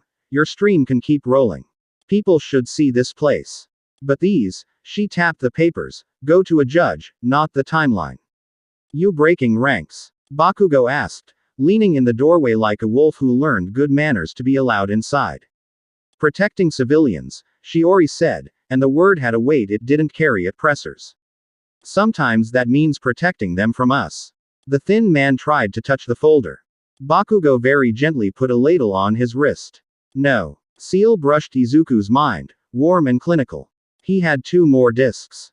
You've absorbed all 3. Proud of you. Also, 4 vans parked THR. EE blocks out waiting for a queue they didn't get. How many pancakes do we have if we need to feed an army? Izuku whispered. 32.5. The half is Kurishima's. He blew out a tiny laugh that felt like a burgled second of joy. Then the air changed. It didn't go cold. It went clean. A glass note trembled across concrete, under skin, inside teeth. The electric hum of the city tilted a degree to the left. The light through the high windows stepped down 1 rung and sharpened until edges had egos. Everyone in Haven felt it even if they wouldn't know what to call it. Eri's spoon stopped mid-lift. Nezu's ear twitched. Momo set her pen down like it had become a weapon and her hand might fire it if she wasn't careful. Bakugo said a word that would have failed the stream's PG filter. Shiori's eyes went bright empty in a way that meant she was listening to something you couldn't hear unless it was here for you. Ciel's voice folded down to a whisper that could cut glass. Astraeus X deployed a Metatron unit. Altitude decreasing. It will conduct deauthorization of anomalies within a 2-kilometer radius. Then it came looking for us, Izuku said. For you, Ciel corrected, not unkind. And for me. The ceiling made a noise like a cathedral remembering how to breathe in a vacuum. The air above the depot peeled open into an absence so precise it looked like art. Through it a construct like an idea of an angel drawn by a bored engineer. Symmetrical plates, pitiless geometry, a halo not ring-shaped but algorithmic, layered rotating planes that would slice a prayer just to see what it said inside. It didn't speak in a voice. It bled a directive into every metal surface, every signal path, every ordered system. Your phone buzzed without a notification. Your fillings sang. The sound translated itself inside the language part of your brain as DEAUTHORIZATION protocol initiated. If you were a person, it was a headache. If you were like Izuku, it was a hand trying to rename you. The front doors exploded inward. Not from the construct. From pressure. People outside made of softer stuff rushed in because they knew where safe was or because someone had told them once, go to the depot. And they remembered. Nezu snapped from curiosity to Field General without losing either. Eraser. Southern Wall. Mirko. Roof line. Jiro. Quiet channel. Triage updates only. No play-by-play. The thin commission man finally went fully pale, a sheet of bad milk. Shiori grabbed him by the elbow and shoved him under the pergola lattice Momo had left hooked to the rafters just in case. Stay, she said, not mean. Just true. Izuku looked up. The Metatron hung over Haven like a guillotine built by a committee. 3 lances unfurled from its underside. Pure, knife-clean light W. ITH a taste like printer ozone and winter mornings before the sun commits. A square of air over his head marked him with a grid. Ciel, he whispered. We make this our room, she said. We keep the people, always. He moved before the first lance fired. His body split, not grotesque, graceful. He became 3 Izukus for 1 second, each catching a different slice of light with a different part of him. Shoulder that decided to be mirror, forearm that felt like polished river rock, palm that turned the beam into a ribbon and tied it in a knot. The knot fought like a live wire. He fed it calm. It hissed and softened. Eri. Ochako shouted. Kirishima scooped Eri and a granny in one scoop and dove behind a stack of crates, turning sideways midair to eat the impact with ribs he trusted. The granny yelled at him for swearing. Mid-flight, Momo slammed a case on the floor, snapped it open, and yanked out a nest of rods and panes like she'd been hiding a telescope in a violin case. She buoy. LT with the speed of someone who only buys time in 5-second bursts. Prism, she said. I can bend the modulation if you give me a stable, Izuku. Right. He lunged, planted, and bled a steady FL. At wall out of his back that anchored to the support column like a jelly flag that forgot how to ripple. Momo braced her prism against it. The next lance hit the pane and refracted into a fan of soft R lines that skated off the lattice over the med area instead of drilling holes in people's skulls. Gravity relay ready, Ochako called. She'd lashed 2 grapnels to opposite beams and strung a line across the room. Tell me when. Not yet, Izuku grunted, catching a hail of bright shards in his left hip and deciding the hip was a bowl for exactly 4 seconds. The Metatron shifted like an algorithm learning. It stopped aiming at the big target and started stitching lines across the floor. Thin, mean, efficient, not enough to kill, plenty to cut. Izuku rolled, let his lower half pour forward, grabbed 2 lances at once, and turned them into handcuffs for another one. The cuffs fought so hard his teeth hurt. He held them, because that's what he does, and the thing above hated him for it. In the way orderly things hate being asked to feel. 2 EMTs pushed a gurney toward the quiet corner through a rain of falling plaster. Bridge. One yelled, and hadn't finished the word before Izuku's arm lobbed a plank across a sudden gap and hardened it into a solid walkway. They didn't look down. They trusted the plank because it felt like trust. Nezu, perched on a folding chair like a general on a cannon, flicked open a tablet. Signal jammers are useless, he announced cheerfully. But sometimes if something wants to sing, you hum a harmony so loud it chooses to be embarrassed. Momo grinned despite everything. I love you. I know, Nezu said, and toggled a program that made the stadium lights in a 2-block radius hiccup into a rhythm the Metatron didn't like. It tilted. The lances flickered. Shiori stood under the pergola for exactly 3 seconds like a professional, then stepped out because she is a person who only accepts safety she can share. Choir. She barked into her wrist mic. Civilian shield line on the north doors. Non-lethals only. Anyone aiming at the depot is on the wrong side of my temper. You don't command. The thin man started. Watch me, she said. And didn't have space to be polite anymore. A lance speared for the quiet corner lamp. The universe hates lamps. And Izuku Dove curved his back into an umbrella, ate the light, and felt it knuckle under his skin. Looking for the place names live. It found it. It wanted to take it. He didn't let it. He held his own name with both hands, not by saying it, by acting it, and he could feel Ciel bracing the inside. Voice small and stubborn. No deauthorization, she whispered. This name is busy. Metatron didn't pout. It recalculated. A clean hatch opened in its belly and a new spike unfolded, more precise than a lance. Less forgiving than an argument. It dropped toward Izuku like a verdict. Ocha. Now. Ochako pulled hard. The line went taut. Izuku grabbed it with a hand that was a hook and let her slingshot him up and sideways. Past the descending spike, across the width of the depot.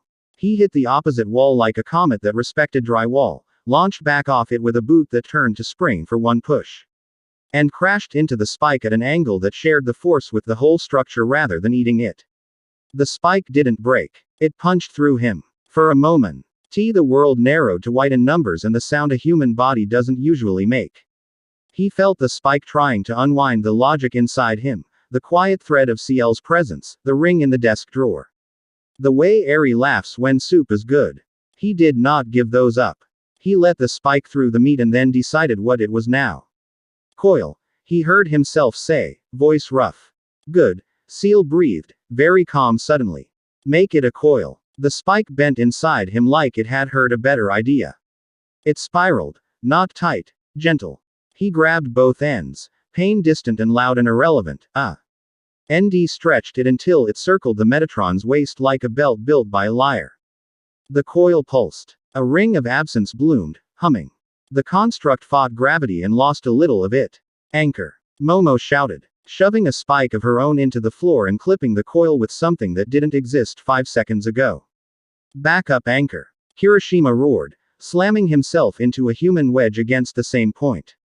He grinned bloody and happy.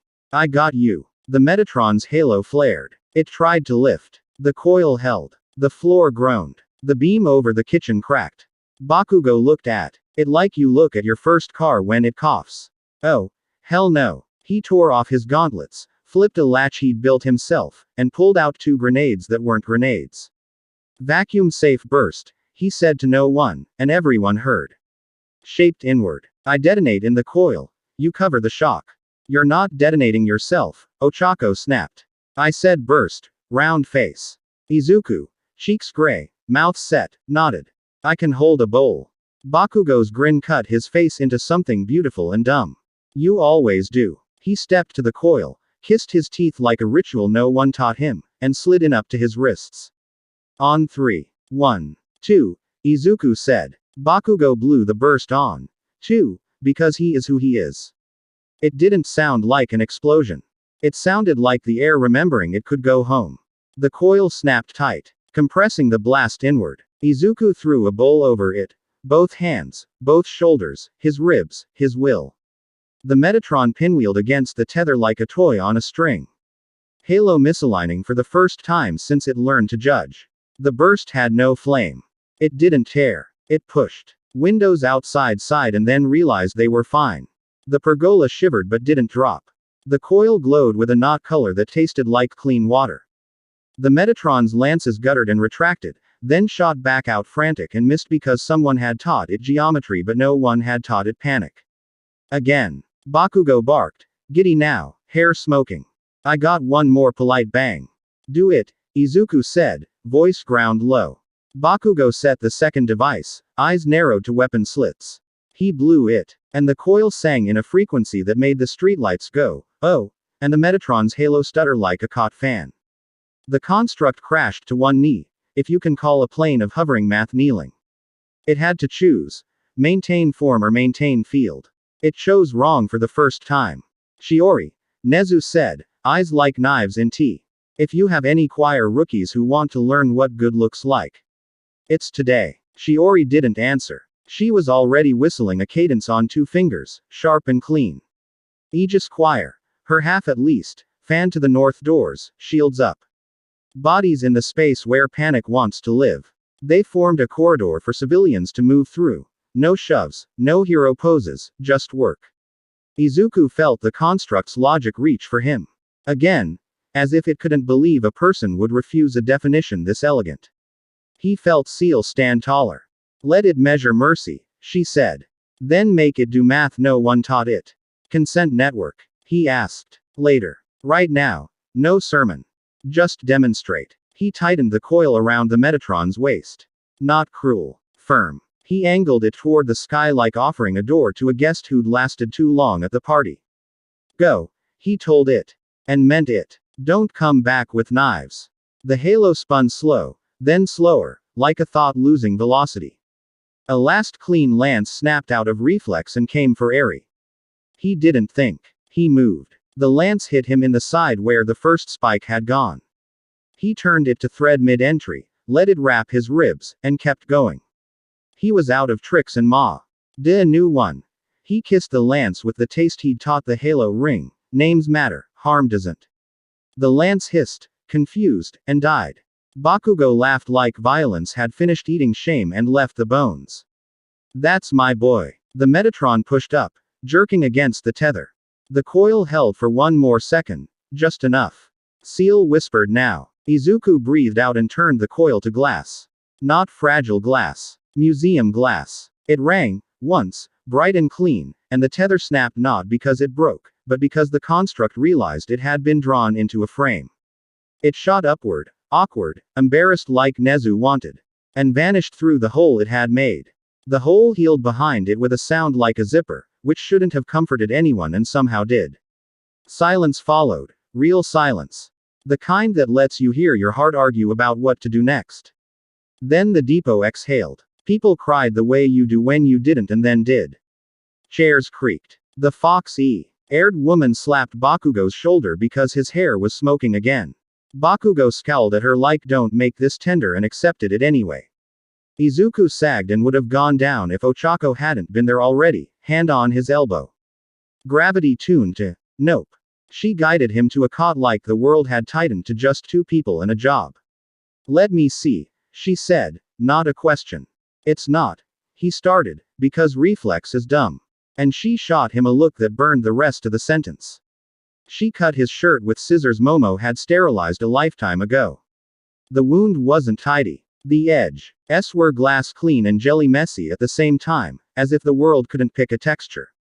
He was already reweaving under her fingers in a shy, stubborn way that wanted to be brave and needed permission. Hey, she said, voice low. Steady as a metronome that cares. You are allowed to take your time. You are allowed to hurt. He swallowed. We kept everyone. We did, she said. Stay with me anyway. Ciel, who had been bright and huge, curled small and attentive. Good girl, she told the wound, which made no sense and helped. Shiori appeared beside the cot without a trumpet. Blood at her sleeve where she'd crushed her palm against something stupid that needed to stop. She held up the thin man's folder. The judge will see us at 4, she said softly. Bring your stupid ring. Bring your ugly math. Bring tea. Nezu said, materializing like a polite ghost. We'll need it. Shiori looked at Ochako for a long, reading second. Permissions, boundaries, the politics of a hand on a wrist. Then she nodded once at Izuku. You did not escalate. I escalated a coil, he said. Does that count? It counts as you, she said, and left to go break a different rule. The depot's noise shifted back toward living. Jiro smeared soot on her cheek in a shape that would be a meme by dinner and tuned the soundboard to lullaby for traumatized furniture. Kirishima told Eri the story of 2 explosions that behaved themselves. Eri decided it was funny and laughed too hard, then hiccuped and laughed at the hiccup, which is how healing actually happens when you don't perform it. Ochako finished taping the last patch and wiped her hands. She did not make a speech about bravery. She didn't tell him he'd scared her. She put her palm flat on his chest over the place the lance had. Tried to rewrite and waited until his breath synced with her hand. I wanted to kiss you yesterday, she said, very simple, eyes on the tape. I want to kiss you now. He didn't smirk it away or ask if she was sure. He reached up, dust on his knuckles, and touched the line of her jaw like the answer might be a little fragile. She leaned in. They met in the shade of a beam that had decided not to. Fall and kissed like people who had both seen the void and decided, stubbornly, that soup exists. It wasn't fireworks. It was a warm room in a winter where windows don't rattle. They broke for air. She stroked his cheek once. Thumb catching a smear of something that used to be a lance. Okay, she said, a little shaky. Okay. Yeah, he said, dazed and steady all at once. Bakugo, from 20 feet away. Didn't look up from the burner he was reigniting. If you 2 are done being a postcard, I need onions. Get your own onions, Ochako called, smiling in a way that made the room brighter when it didn't owe you that. I'm injured, Izuku said weakly. You're invincible, Bakugo said. Shut up and hydrate. Nezu rounded the corner with a clipboard and the expression of a man who's about to schedule a revolution between 2 meetings about fire exits. We'll need a statement, he said. No boasting. No technical language, just the obvious. Which is? Izuku asked, already feelin'. Gee, the coil inside him go quiet like a tame thing. Nezu ticked items with his pen. 1. We protected civilians. 2. Your name is not the commission's to edit. 3. If the sky wants to argue morality, it may do so at a council meeting with sign-ups and a 3-minute limit per speaker. Jiro snorted. I'll moderate. You'll be terrifying, Nezu said, approving. Shiori came back, light jack. Ket swapped for a raincoat that promised she'd be outside a lot saying calm things into hot microphones. Choir is split, she said, not fragile about it, just honest. Half with me, half waiting to see if I keep my badge. That's fine. I like a smaller choir when the song is hard. What's the song? Momo asked, stacking rods back into a case with the fondness some people reserve for pets. Shior. I didn't look at the ceiling when she answered. She looked at the people. We keep people alive in the middle, she said. We stop pretending paperwork is a parachute. Ciel hummed. I like her. Me too, Izuku whispered. Shiori's gaze slid to the patched wound, to the way Oshako's hand still rested where it had. She saw what she needed to see and didn't make it weird. I'll meet you at the courthouse, she said to Izuku. 4. Be late if you need to. I'll stall with a lecture on choir acoustics. He smiled. I'd watch that. Remind me not to smile on camera, she said, and actually smiled, which was news. The rest of the day moved like a city after a quake. checking doors, counting heads, calling moms. Wilhelmina the plant survived without a scratch and earned a tiny paper medal that someone stuck to her pot. The ring in the desk drawer vibrated once like a tuning fork called from far above. Izuku put his hand on it and felt Astraeus recalculating somewhere behind the clouds. It measured us, Ciel said. It found mercy inefficient. Then you made mercy faster than deletion. Did it learn? It prepared another question. Let it ask, he said. We'll answer. At 3:50. Izuku stood under the depot's doorframe in a shirt Momo had insisted on ironing even though it had no idea what wrinkles were. The thin commission man went ahead with Shiori because he didn't know how to exist in a room with them after the morning. Ochako tucked her fingers into his for 2 seconds and then left them free. Boundaries. Yes. Also, hands. Outside, the street had that post-storm light where colors are arrogant. People on stoops nodded at him without making it a parade. A teen on a bike did a tiny salute like, "Sup, Jelly King." Izuku groaned and saluted back because some battles are lost on purpose. They reached the sidewalk and paused. The sky didn't split this time. It watched like a neighbor. The air still had a glass-clean aftertaste, but it had learned to be polite about it. Bakugo called after them from the door, pretending to be irritated and absolutely not. Hey, no divine trash, remember. Izuku pointed at the whiteboard where someone had scrawled the rule under snacks and circled it 3 times. On the board, Chief. Good, Bakugo said, satisfied. They walked toward the courthouse as a group that wasn't a squad but definitely wasn't random. Shiori carried her folder. Nezu carried his pen like a sword disguised as homework. Momo carried the prism, because if a judge wanted proof, she would show them a bent beam. Ochako carried nothing and everything. Ciel whispered with a smile he could feel. Blue vow time, Red line, too, he murmured. What's the line? He looked back once at the depot, at the cardboard crown on Aries' pillow, at the pergola netscape, at Wilhelmina's medal. We don't let fear write policy, he said. And we don't make people smaller just to feel big. You sound like a king. He rolled his eyes. King of asking first. Exactly. At the courthouse steps, cameras sprouted like mushrooms. Shiori stepped to the mics and did her job. Calm. Sharp. Brief. We will present evidence that a planned provocation endangered civilians. We will also propose a new oversight for emergency shelters, including Haven. Transparency is not a TV show. It is a practice. Izuku took 2 steps up and spoke without hunting for the perfect line. We saved each other this morning, he said. We'll keep doing that. A reporter tried for a gotcha.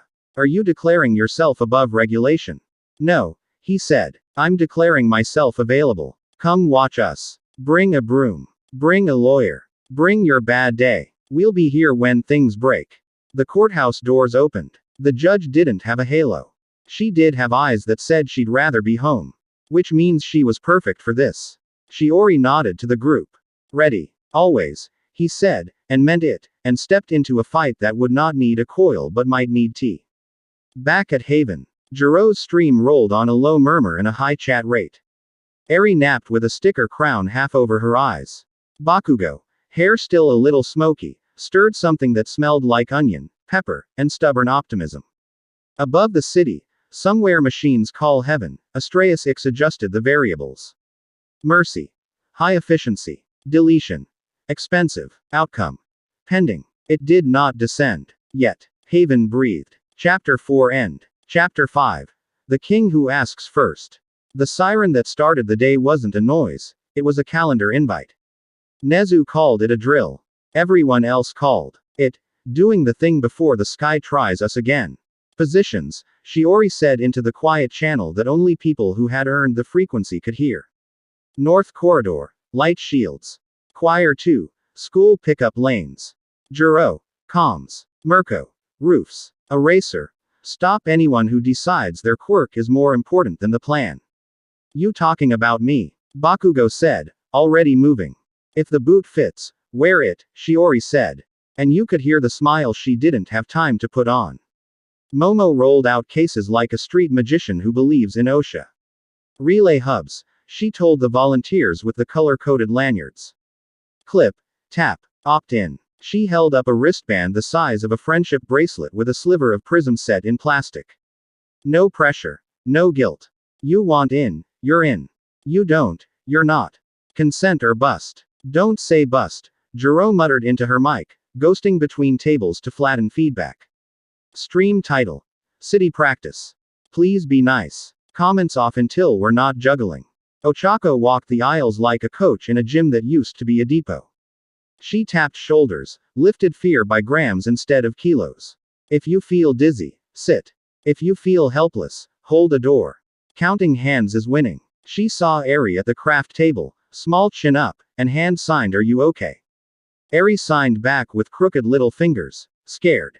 Staying. Izuku, bandage snug under a fresh shirt, moved through it all like a hinge. He didn't give orders. He told the room what it already knew and made space for it to do the knowing louder. "You are allowed to help," he said to T. He guy who'd been sleeping under the west stairs last month and now had a lanyard that said supplies. "You're good at it." "You sure?" the guy asked. "I'm betting lives on it," Izuku said, not dramatic, just there. The guy startled at the weight and straightened into it like a spine remembering posture. Ciel threaded the back of his mind with tidy lines. City map syncing. Relay bandwidth stable. Your heart rate is rude. Hydrate. Drink water. Izuku called, and 20 people who never obeyed signs reached for bottles like their boss had spoken, which, to be fair, he had.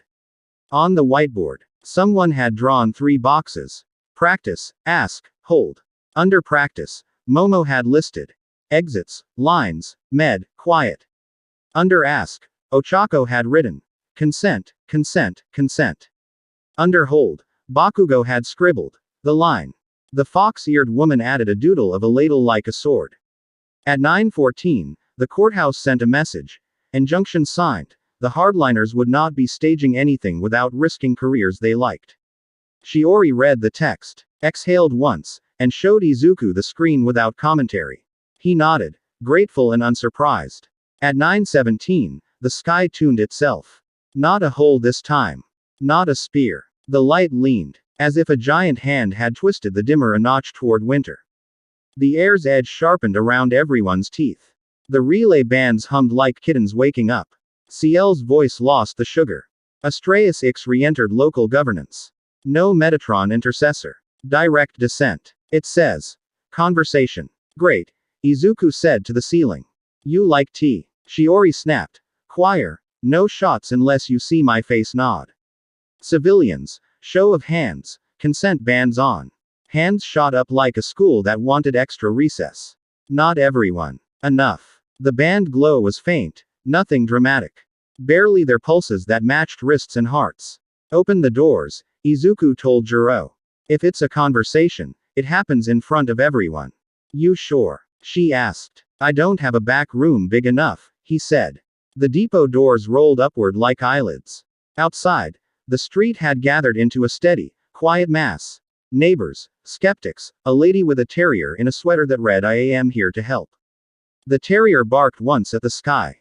The sky arrived anyway. Astraeus Ix didn't drop like a bomb. It eased into view, a concept choosing shape, edges courtesy of physics, mercy courtesy of no one. Not wings. Plates. Not halo. Orbits of data slicing the air so clean the dust organized itself to watch. The thing made silence loud. It looked down, and in the way things that aren't people look, it looked at Izuku.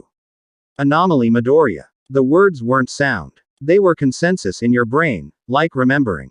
You escalate inefficiency. Morning. Izuku said, hands open. We're making breakfast later if you want to RSVP.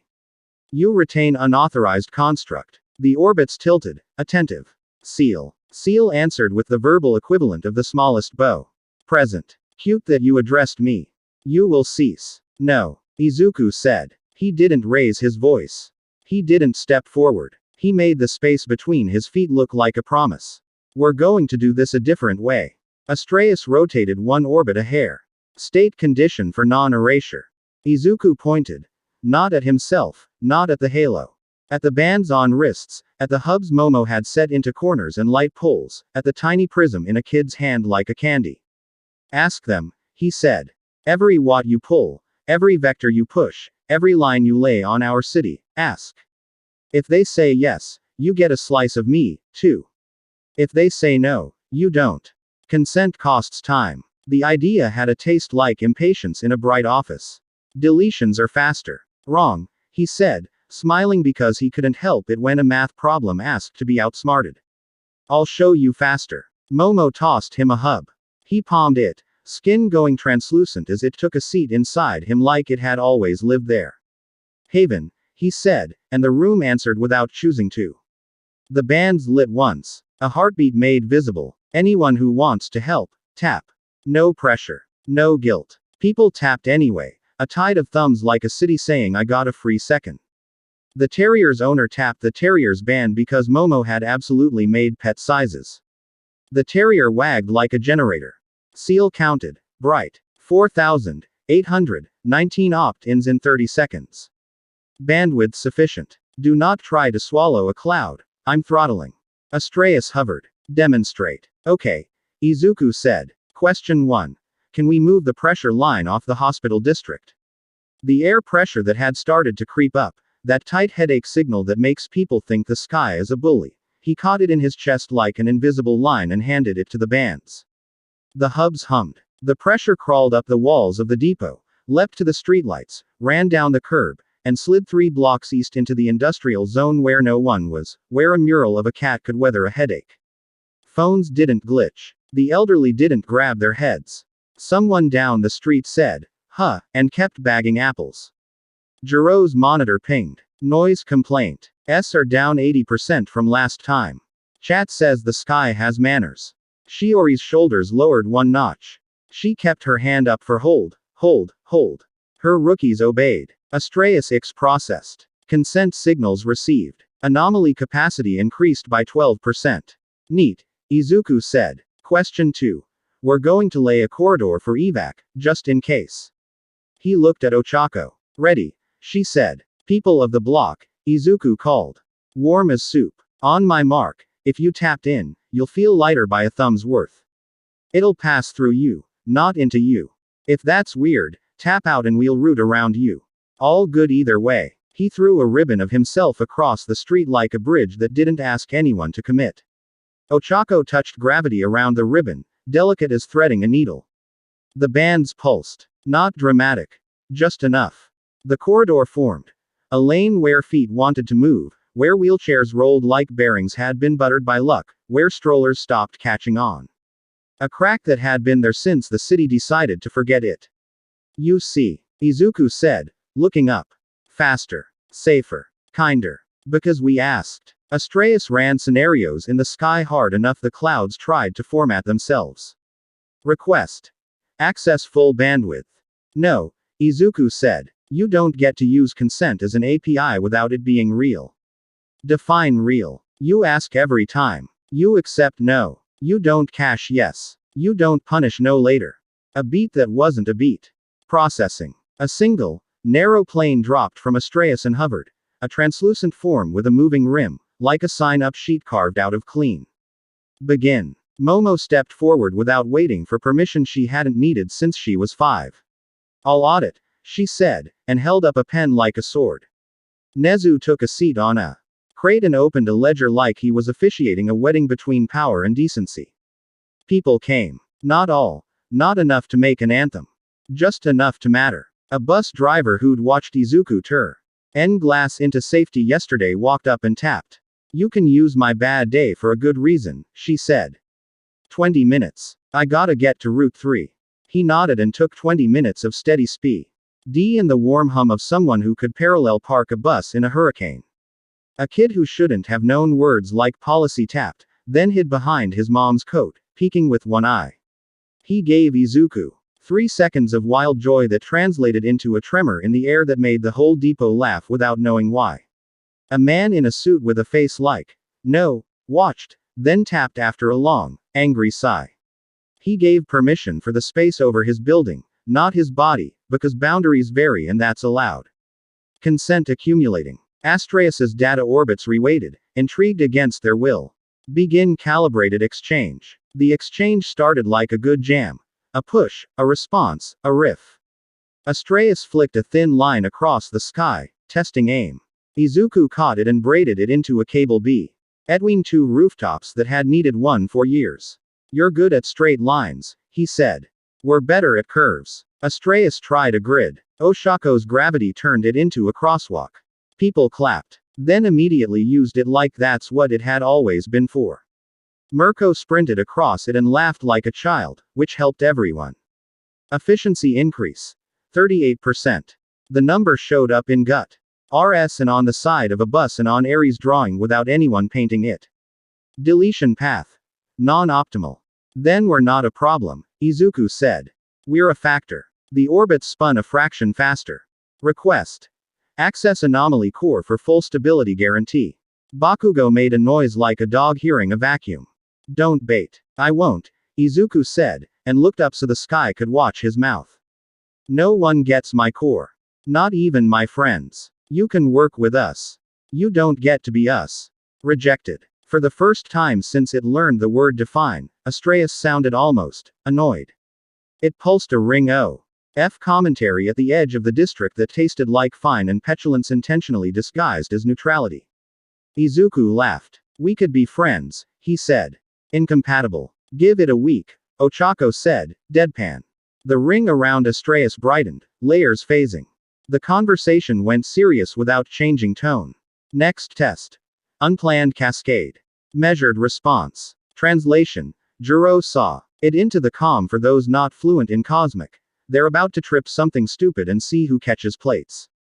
Copy. Shiori said. Choir. Plates ready. The cascade started down by the river, where a construction crane had been trying to retire for 10 years.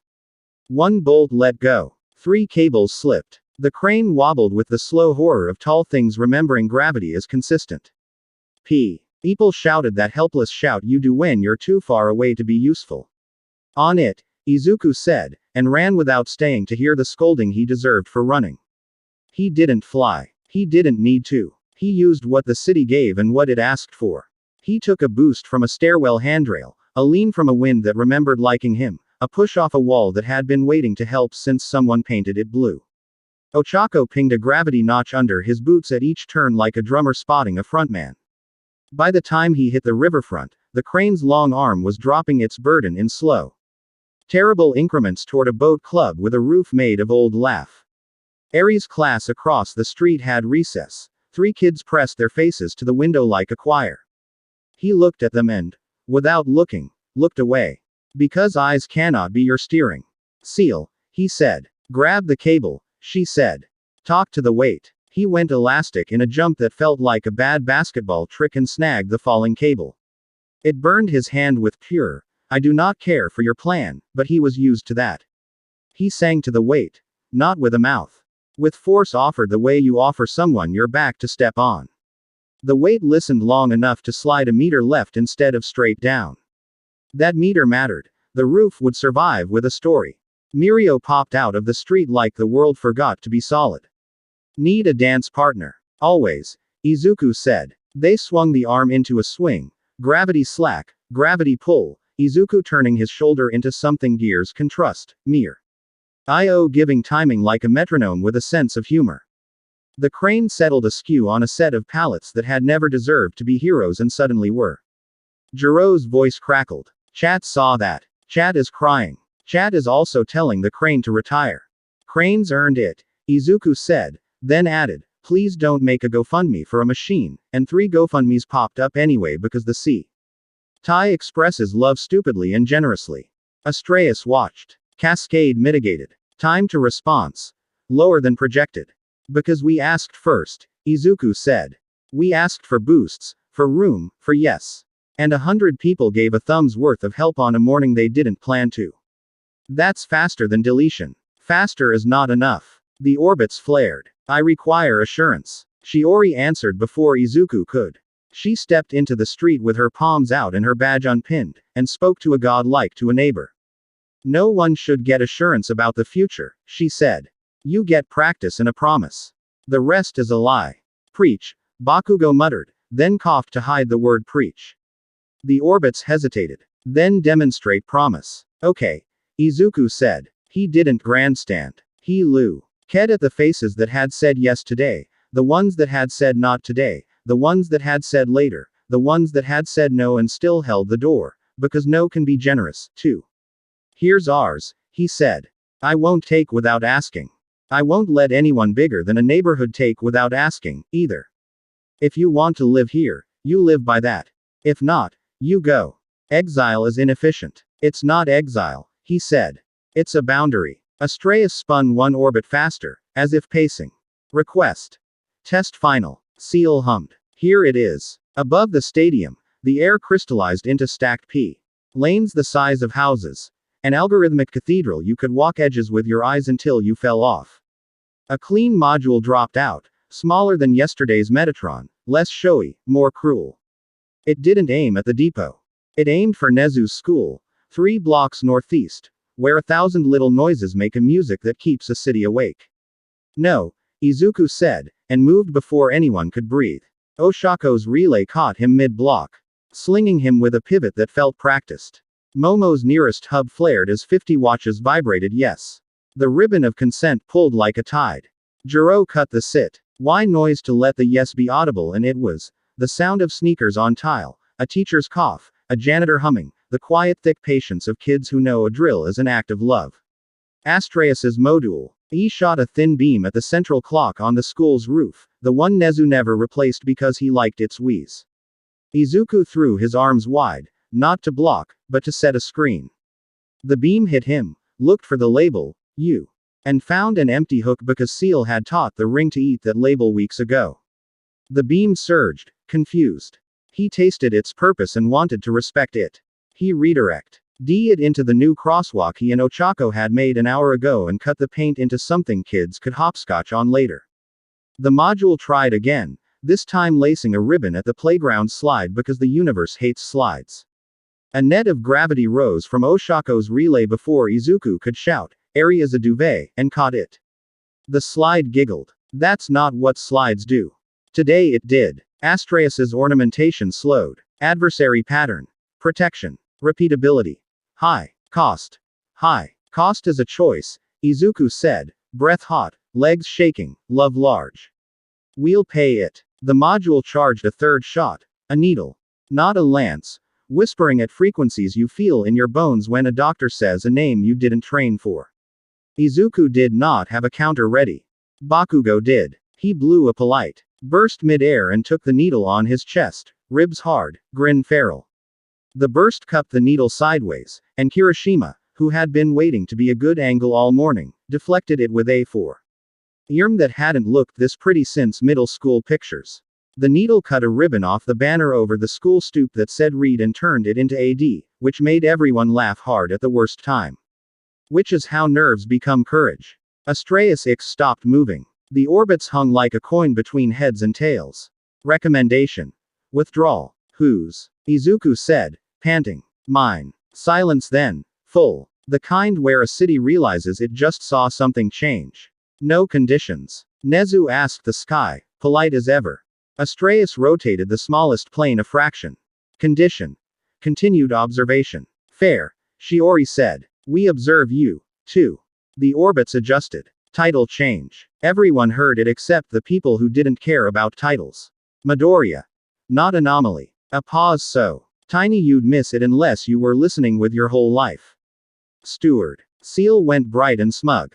Acceptable. Yeah, Izuku said, half laughing, half sagging. I can work with that. Astreus lifted. Plates angling toward somewhere machines call polite distance. Before it left, it dropped one small thing. A shard of orbit, palm-sized, edges sanded by grace it had to be taught. It hovered in front of Eri, who had crept to the door with Kirishima's careful shadow over her. She looked at Izuku. It's asking, he said. Up to you. Eri held out both hands like receiving a cat, and the shard settled into them. Heavy as a share of the world. She cradled it like a book and nodded, solemn. The shard dimmed to a nightlight in her palms. The sky untuned. The air remembered to taste lick. Street and bread and someone's regrettable perfume. Astreus became a polite rumor above the cloud line. No applause happened because applause is for shows and this was work. Then someone cheered anyway, and laughter tripped after it. And the sound poured down the block like soup. Bakugo clapped Izuku on the back so hard his lungs wrote a letter to our steward, he said, tasting the word like gum. Sounds like janitor with a crown. Quote. Perfect. Izuku wheezed. Shiori took off her raincoat and wiped a line of soot off her wrist. The Aegis Choir doesn't exist anymore, she said, no fanfare. The commission will try to rename us. We'll save them the trouble. She looked at the crowd. Aegis Accord. Civilian Council Oversight. Public Sessions. All budgets open. We keep people alive in the middle. Nezu clapped once. Quiet. I'll bring cookies to the first meeting. I'll bring rules, Momo said, happy in her bones. I'll bring warnings, Bakugo said, already thinking of the sign he'd tape over the friar. I'll bring playground tape, Ochako said, eyeing the AD banner like an insult she could fix.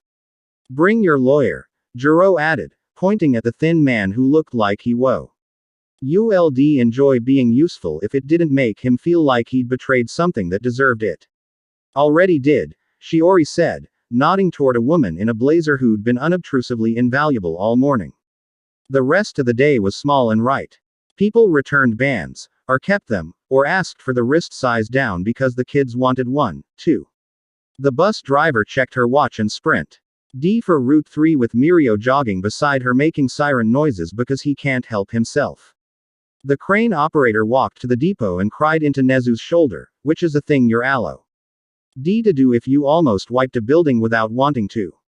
Izuku helped carry chairs. He patched a hole in the wall that had been waiting all year to be noticed.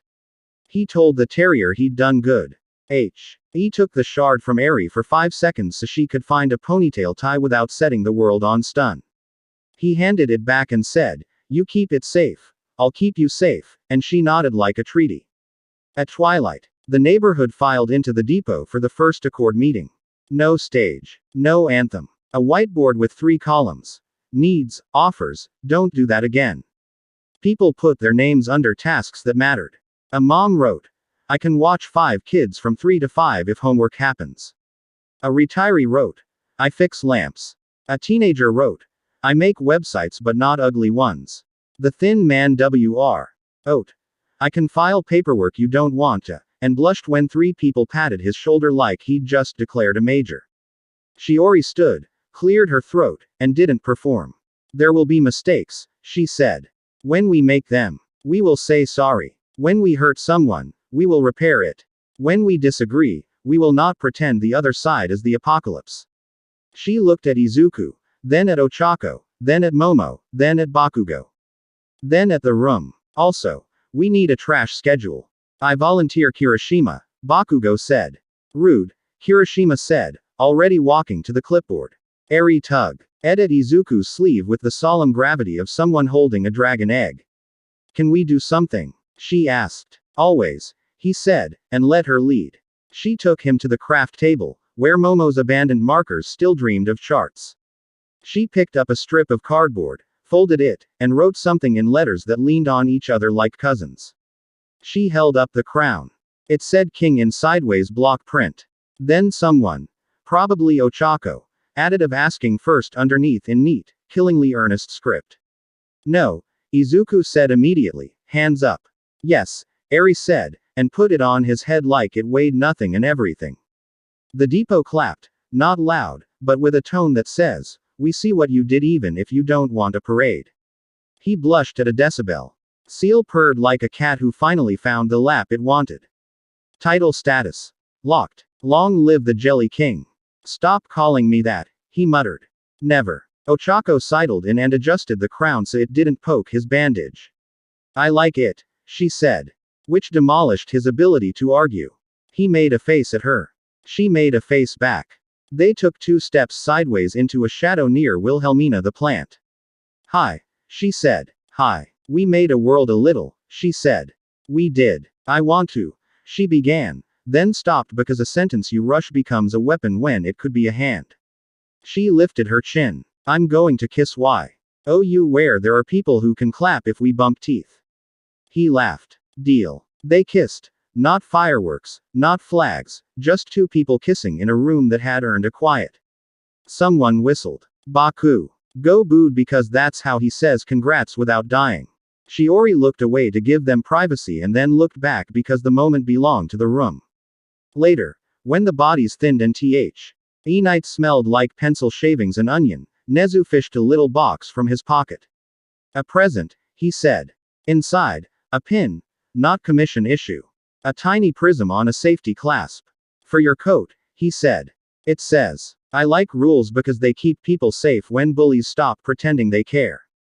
Izuku pinned it under his collar where it touched his skin. Thank you, he said. I'll lose it in a week. You'll find it in a pocket when you need to remember, Nezu said, and wandered off to mediate a polite war over the trash schedule. Jiro dimmed the house and lifted a quiet playlist. Kitchen clatter at 10%. Soft guitar at 12%, someone's breath at steady. Bakugo wiped the last pan like it had insulted his family. Hey, he said, not looking up. You did it. We did it, Izuku said. You're still annoying. Likewise, Izuku said, and they bumped shoulders without making it a thing. Shiori walked over with her folder thinner and her spine taller. She looked at the crown, at the shard in Aries' hands. At the prism on his collar, at the room. Steward, she said, trying the word out. I can report to that. I can report to Accord, he said. I'll try not to make your life worse, she said. Try to make it better, he said. That'll be faster. She half smiled in a way that looked like a person learning a new muscle. Tea tomorrow, she said. Public. Open notes. Bring biscuits, he said. I don't bribe, she said, then added, I bribe a little, and left to collect a choir that wanted to be a council. When the last chair clacked into its slot and the last light over the craft table went dim, Izuku sat on the edge of the stage that wasn't, elbows on knees, crown crooked. He watched Eri tuck the shard into a drawer marked important and tape a note on it. That said ask first in marker that would smear and teach her patience. Ciel sat with him in the kind of silence you gift, not spend. We didn't destroy it, she said. I didn't want to, he said. It's good at some things. It learned that asking can be faster. Everyone can, he said. Even you, she teased. I asked first, he said, mock offense. You did, she said, proud as gravity. He leaned back on his palms and stared at a ceiling that had stopped threatening to fall. He let the day roll through him. The band's lighting, the crane tilting, the corridor forming, the beam turning into a hopscotch. Astraeus saying steward as if it weren't a concession but a compliment. He let the small aches have names. Shoulder, ribs, jaw from smiling too hard. He let the big ones sit until they weren't big. Ochako turned up with 2 mugs and a certainty. She nudged his knee with her knee. King, she said, only teasing a little. Steward, he corrected, and clinked mugs. They sipped. They looked at a room full of messy good. Bakugo yelled from the kitchen, turn off the stream, we're done performing. We weren't performing, Jiro called. I was, Hiroshima said, flexing at a mop. I was incredible. Good night, idiots. Bakugo said with love. They closed the doors of a place that wasn't a shelter anymore so much as a town hall that insisted on giving you food. The street went quiet in the way that means the night is bored and content. Above, the clouds held their tongues, because learning is loud and then, if you're lucky, it's private. Astraeus Ix didn't descend. It filed. It observed. It reweighted a line. Mercy. High efficiency. Deletion. Expensive. Stewardship. Active. The next morning, the whiteboard read. Needs, replacement chalk, more blankets, a better stepladder. Offers. Coding club, shoe repair. Free haircuts. Don't do that again. No surprise pancakes near explosives. Someone had added rule 0 at the top without asking. Ask first. Hold fast. Feed people. Izuku tapped the board once with the crown's cardboard point and grinned at the room like a criminal. Work. He asked. Work. The room said, and meant it. Chapter 5 End.